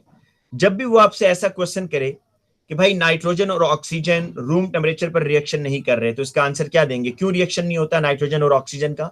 एक यूनिवर्सल आंसर मैंने आपको बताया था, इनकी एक्टिवेशन एनर्जी हाई होती है जी बेटा, इस रिएक्शन की एक्टिवेशन एनर्जी हाई है। और अगर वो आपसे कोई ये क्वेश्चन करे कि ये 2 रिएक्टेंट्स रेडिली रिएक्शन कर रहे हैं, क्या रीजन हो सकती है, तो क्या बताएंगे? लाइटनिंग नहीं, 2 रिएक्टेंट्स, इनकी एक्टिवेशन एनर्जी कम है सर। मैंने तो रिएक्टेंट्स का नाम ही नहीं लिया, मैंने आपको जनरल पूछा कि 2 रिएक्टेंट्स अगर रेडिली रिएक्शन, एक्टिवेशन एनर्जी कम है जी, तो आप उसका आंसर देंगे कि इसकी एक्टिवेशन एनर्जी कम है, ठीक है बेटा। तो हम बेटा अब स्टार्ट करते हैं इस दफा सल्फर से हम पहले स्टार्ट कर लेते हैं। चले बेटा, सल्फर का जो मॉलिक्यूल है उसका फॉर्मूला क्या होता है? S8, ठीक है जी, S8 फॉर्मूला है सल्फर का। किस कलर का होता है भाई? येलो कलर का होता है। बेटा ये जो सल्फर है ना, ये आपको मिलता कहां से है? कोई बता सकता है? फॉसिल फ्यूल से मिलता है, या फिर बेटा ये जो वॉल्केनोज इरप्शंस होती हैं वहां से आपको सल्फर मिलता है? Eruption sir, eruption. बिल्कुल ठीक है बेटा। बेटा सल्फर का जो मेन यूज है, नहीं सर, ये फॉसिल फ्यूल से मिलता है। जी बेटा मिलता है ना सल्फर से, मतलब ये जो आप डीसल्फराइजेशन करते हैं फॉसिल फ्यूल की, इसीलिए करते हैं ना, ताकि उससे सल्फर को निकाल लें, ठीक है सर। अच्छा बेटा, अब सल्फर से एक बहुत ही मशहूर एसिड बनता है, कोई बच्चा नाम बता सकता है उसका? Sulphuric acid. अब बिल्कुल ठीक है बेटा, सल्फ्यूरिक एसिड एक तो बनता है जो कि एसिड रेन कॉज करता है। वो कैसे बनता है पहले उसको देखें कि सल्फर का रिएक्शन ऑक्सीजन से होता है, SO2 बनता है। ये जो हम एसिड रेन पढ़ रहे हैं ये एटमॉस्फेयर में हो रहा है भाई, ये किसी लेबोरेटरी में नहीं हो रहा है, ये ऊपर हो रहा है एटमॉस्फेयर में। पर सल्फर बर्न होता है, ये काम हमने किया, ये काम हमारी वजह से हुआ कि हमने फॉसिल फ्यूल को बर्न किया, ठीक है बेटा। तो उसमें जो सल्फर था उसका रिएक्शन ऑक्सीजन से हुआ और SO2 बन गया। अब ये SO2 गैस बेटा ऊपर जाएगी और ये SO3 में कैसे कन्वर्ट होगी, कौन बताएगा जी? SO2 SO3 में कैसे कन्वर्ट होती है ऊपर से? नाइट्रोजन डाइऑक्साइड से रिएक्शन करके नाइट्रोजन डाइऑक्साइड यहां पर बेटा आप बता सकते हैं कि ये ऑक्सीजन प्रोवाइड करेगा SO2 को, तो SO2 SO3 में जा रहा है और खुद ये NO में जा रहा है। और आपको बेटा बताया था मैंने कि ये जो NO है, NO ये फर्दर ऑक्सीजन से रिएक्शन करके NO2 दोबारा बना देगा। बेटा मैं अगर आपसे ये पूछूं, क्या NO2 यहां पर एज एन ऑक्सीडाइजिंग एजेंट भी काम कर रहा है या नहीं कर रहा? जी सर। ऑक्सीडाइजिंग एजेंट होता है जो अपना एटॉमिक जो ऑक्सीजन डोनेट करता है, तो क्या NO2 ऑक्सीजन डोनेट कर रहा है या नहीं कर रहा बेटा? कर रहा है बेटा। तो याद रखना है आपने कि NO2 का जो रोल है वो यहां पर एज अ कैटलिस्ट भी है, एज एन ऑक्सीडाइजिंग एजेंट भी है। तो बेटा ये जो SO3 बना, ये SO3 अब क्या करेगा जी? वाटर से रिएक्शन करके क्या बना देगा? H2SO4, और ये बेटा एसिड रेन कॉज करेगा। ओ लेवल्स में आपने एक कॉन्टैक्ट प्रोसेस पढ़ा था जिसमें आप बेटा सल्फ्यूरिक एसिड बनाते थे, वो भी देख लें। कॉन्टैक्ट प्रोसेस इंडस्ट्रियल प्रोसेस है बेटा, इंडस्ट्री में आपने सल्फ्यूरिक एसिड कैसे बनाना है जिसकी कॉस्ट भी कम आए, जल्दी बन जाए, तो बेटा उसका भी मेथड समझ लें। सल्फर को ऑक्सीजन से रिएक्शन करेंगे, SO2 बनेगा।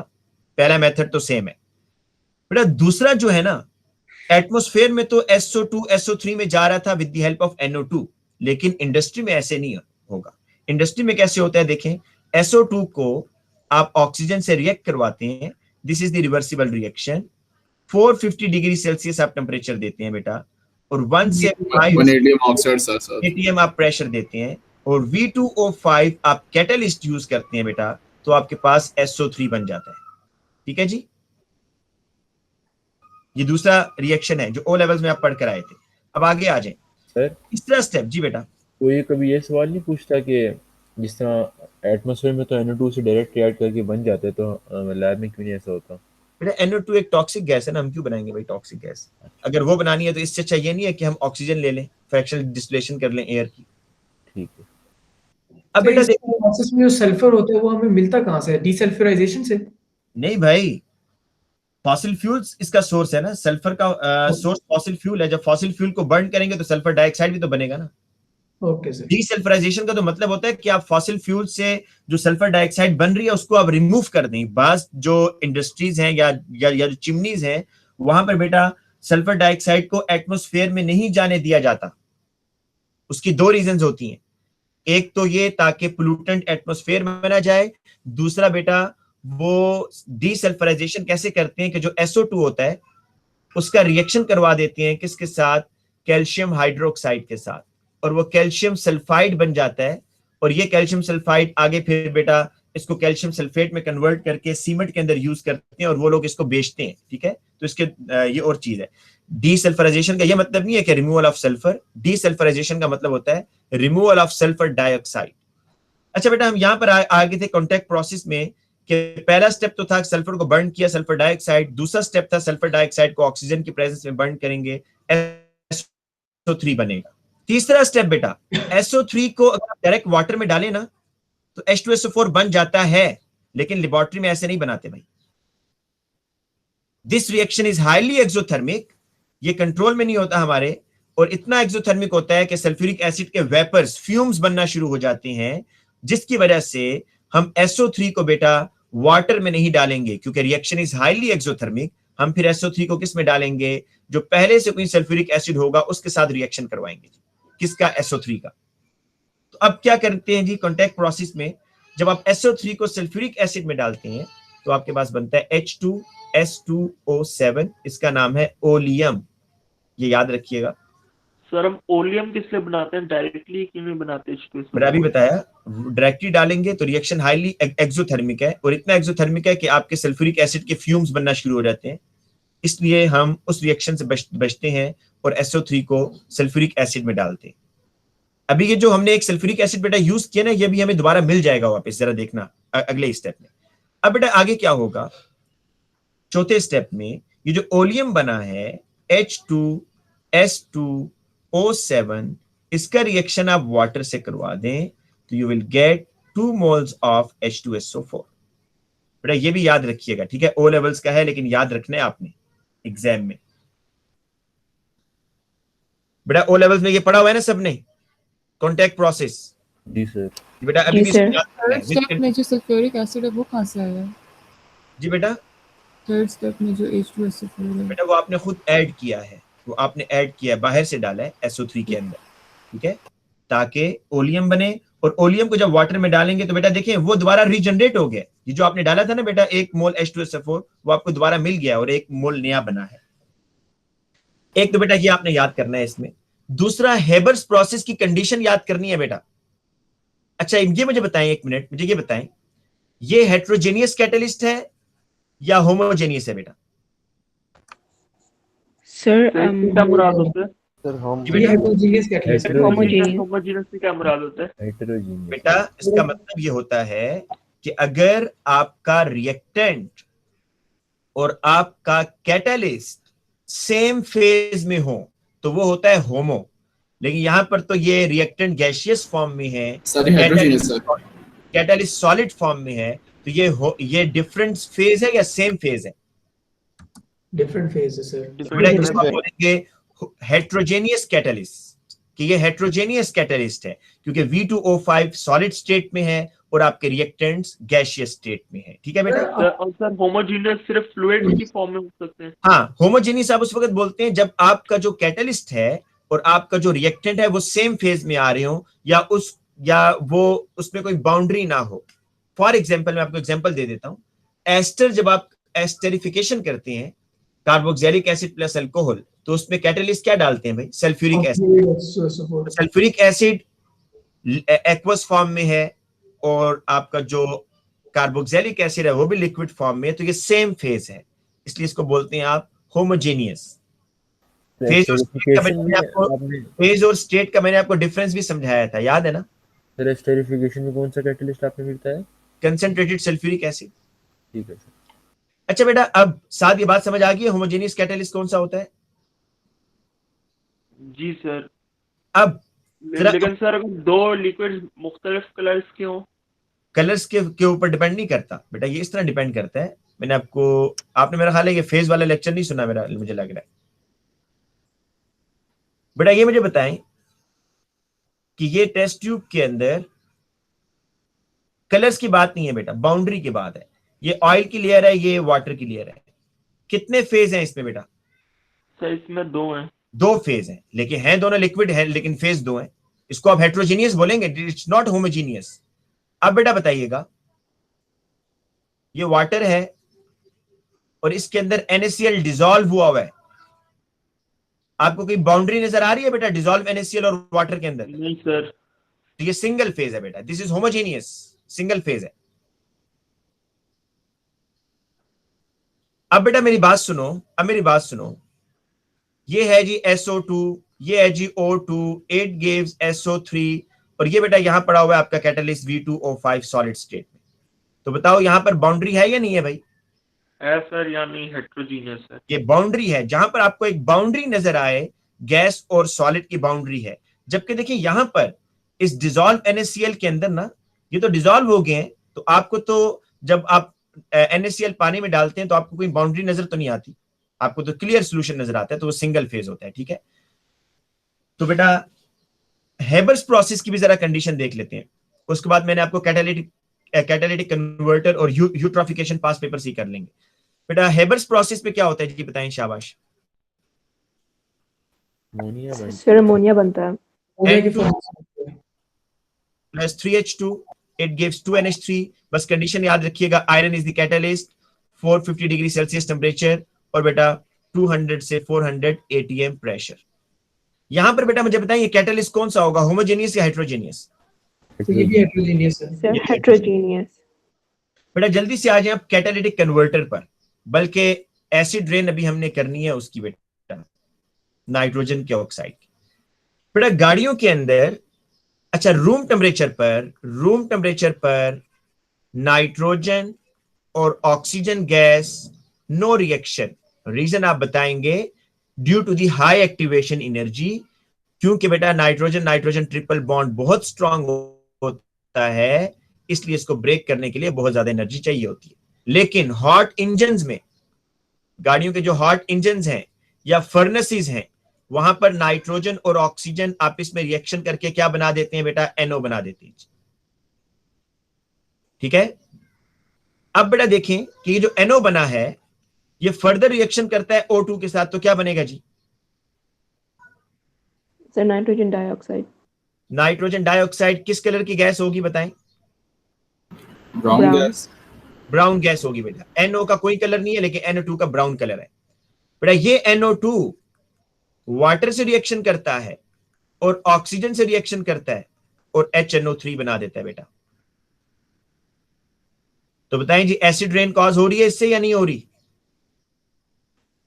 हो रही है सर। बेटा ये देखें, अब ये मत समझे कि ये नाइट्रोजन भी फॉसिल फ्यूल में नहीं भाई, ये नाइट्रोजन एयर से आया गाड़ी के अंदर, उसके इंजन के अंदर, हॉट इंजन की वजह से रिएक्शन हो गया इसका, और बेटा NO2 बना। NO2 ने फिर ऊपर जाकर वाटर वेपर से और ऑक्सीजन से रिएक्शन करके नाइट्रिक एसिड बना दिया।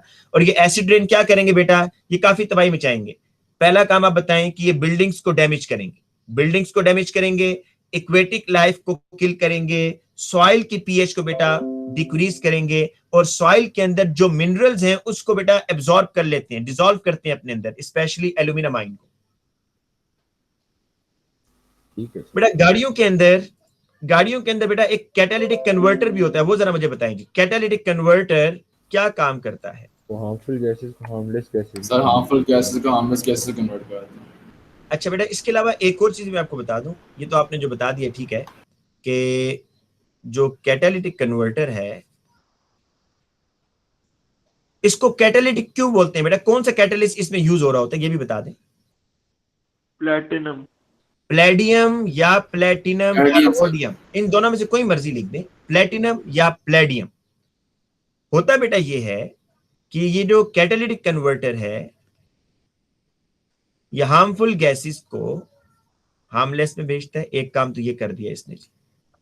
और इसकी एग्जांपल आपको बताया बेटा कि जो गाड़ी में नाइट्रोजन मोनोऑक्साइड बन रही है, जो कार्बन मोनोऑक्साइड बन रही है, उसको ये बेटा N2 में और CO2 में भेजेगा, है ना बेटा? ये दोनों हार्मफुल हैं, ये दोनों हार्मलेस हैं, ऐसी होगा जी सर। और क्या काम करता है बेटा? एक और काम भी करता है, कौन है वो बच्चा जो मुझे ये बताएगा? वो इसका हाइड्रोकार्बन है उनको ऑक्सीडाइज करके कार्बन डाइऑक्साइड और वाटर बना देता है। जी बेटा, वेल डन। ये कौन है भाई? जोहेब। बेटा जो अनबर्न्ड हाइड्रोकार्बन्स होते हैं ना, बाज हाइड्रोकार्बन है जो कि बर्न नहीं हुए बेटा, उन अनबर्न्ड हाइड्रोकार्बन्स को मतलब CXHY जो बर्न ही नहीं हुआ, तो कैटालिटिक कन्वर्टर इनको बर्न करवाएगा बेटा in the presence of oxygen, क्योंकि एयर तो होगी अंदर, तो in the presence of oxygen इनको बर्न करवाएगा। किस में? कार्बन डाइऑक्साइड में और बेटा वाटर में। ये भी बेटा आपने याद रखना है कि कैटालिटिक कन्वर्टर अनबर्न हाइड्रोकार्बन को कार्बन डाइऑक्साइड और वाटर में भेजता है और जो हार्मफुल गैसेस हैं उनको हार्मलेस गैसेस में भेजता है। अब बेटा आ जाते हैं हम इनके पास। अगर कैटालिटिक कन्वर्टर ना लगाओ फर्ज करें, तो जो अनबर्न हाइड्रोकार्बन है वो जब हवा में जाते हैं तो क्या होता है? बेटा वो आप लोग इनहेल कर सकते हैं, टॉक्सिक है वो भी। ओके सर एसिड रेन का ह्यूमंस पे क्या इफेक्ट होता है? किस पर बेटा? ह्यूमंस पे, हम पे ऐसे। बेटा आप लोग बचपन में पढ़ते थे कार्सिनोजेनिक है, लेकिन अब ना लिखिएगा, या स्किन में आपकी इचिंग हो जाती है, खारिश सी होती है, लेकिन अब वो ये बच्चों वाली रीजन नहीं मानेगा, ठीक है?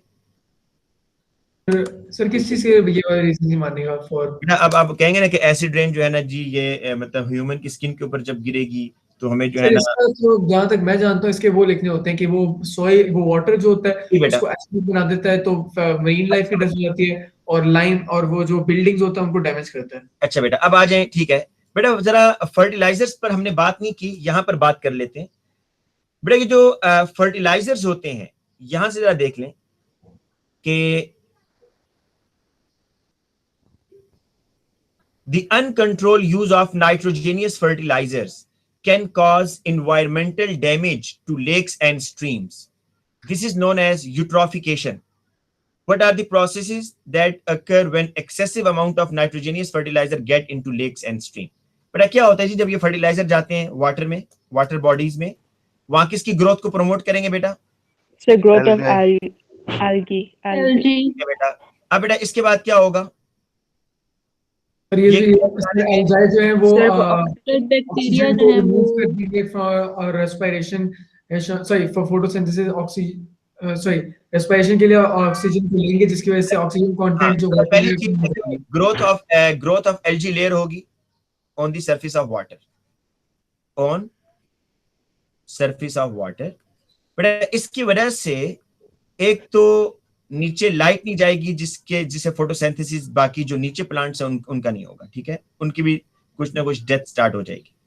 अच्छा बाकी जो बैक्टीरिया है ना बेटा, बैक्टीरियाज वो क्या करते हैं? डिकम्पोज करेंगे प्लांट्स को, डेड प्लांट्स को, और जो एनिमल्स हैं उनको भी। तो बैक्टीरिया जब डिकम्पोज करते हैं प्लांट्स को, तो बेटा वो क्या करेंगे? दे यूज ऑक्सीजन, वो ऑक्सीजन यूज करते हैं, जिसकी वजह से बेटा क्या हो जाएगी? पानी के अंदर डेफिशिएंसी हो जाएगी ऑक्सीजन की, और एक्वेटिक लाइफ बेटा मरना शुरू हो जाएगी, ठीक है जी। ये आपने यूट्रोफिकेशन में बताना है। अच्छा मैं बेटा एक चीज मैं आपको बताना भूल गया हूं, दो यूजेस आपने याद रखने। सल्फ्यूरिक एसिड का मेन यूज क्या है भाई? Sulphuric acid manufacture of detergents, paints और ब्लीच। बेटा कि जो आपकी गाड़ियों की बैटरी होती है, ड्राई बैटरी नहीं, एक जो दूसरी बैटरी होती है जिसमें आप पानी डालते हैं गाड़ियों, वो उस बैटरी में एसिड कौन सा होता है? Sulphuric acid. बेटा सल्फ्यूरिक एसिड होता है। याद रखना बेटा कि सल्फ्यूरिक एसिड जो है वो कार बैटरीज में यूज होता है। और दूसरा बेटा अमोनिया का यूज जो है वो, अच्छा वो भी अब क्या करता है भाई, वो भी बड़ा चालाक है, उसको पता है, सब बच्चों को पता है कि जी अमोनिया जो है ना फर्टिलाइजर में यूज होता है। जिसने ये पूछा भाई जी, state one large scale use for ammonia other than in the production of nitrogen fertiliser, कि फर्टिलाइजर के अलावा बताएं जी अमोनिया का क्या यूज है, तो आप बताएंगे it is use in the formation of nitric acid. बेटा इसको किसके लिए यूज किया जाता है अमोनिया को? Nitric acid. Formation of nitric acid के लिए बेटा इसको यूज किया जाता है। सर अमोनिया जो होता है वो पेंट्स की फॉर्मेशन के लिए भी नहीं इस्तेमाल होता? बेटा पेंट्स की फॉर्मेशन के लिए आप सल्फ्यूरिक एसिड यूज करते हैं। अच्छा नया, अच्छा अमोनिया नहीं होता, ठीक है सर। अच्छा बेटा, state the main hazard associated with each of these pollutant. Carbon monoxide का क्या है बेटा? सर सर ये वो हीमोग्लोबिन डेफिशिएंसी हो जाती है। क्या होगी बेटा? हीमोग्लोबिन की डेफिशिएंसी। फिर वो रेस्पिरेटरी प्रॉब्लम्स। ठीक है बेटा, ये जो जुहेब कह रहे हैं ना, जो आपका हीमोग्लोबिन है, जो ब्लड में एक प्रोटीन है, ये उसको डैमेज करेगा जी, ठीक है। और एनओ क्या करेगा भाई? एनओ क्या करेगा? एसिड ड्रेन कॉज करेगा। याद रखें बोथ आर टॉक्सिक, ठीक है। तो मार्किंग स्कीम ने ये भी लिखा हुआ है कि अगर बच्चा टॉक्सिक टॉक्सिक लिख कर आ जाता है तो वो उसको भी एक्सेप्ट कर रहा है, लेकिन बेहतर ये है कि आप टॉक्सिक टॉक्सिक से बचें और उसको प्रॉपर उसका बताएं कि कहां पर वो इफेक्ट कर रहा है, उसका इफेक्ट स्पेसिफाई करके है। और बेटा ये भी हम पढ़ चुके हैं कि what metal is most commonly use as a catalyst? Palladium. जी बेटा। और इसके बाद ये इक्वेशन बेटा हम बता चुके हैं कि सर सीओ और एनओ का फिर क्या हैजर्ड लिखना चाहिए हमें? बेटा बताया ना कि सीओ जो है इट डैमेजेस द हीमोग्लोबिन और एनओ जो है it causes the acid rain. पर अमोनिया आपने अभी नाइट्रिक एसिड की फॉर्मेशन के लिए बताया ना? अमोनिया बेटा यूज होता है नाइट्रिक एसिड की फॉर्मेशन में, बिल्कुल ठीक है। तो बेटा मेरा ख्याल है कि अब आप जो है ना इसको खुद करें बैठकर, ठीक है। और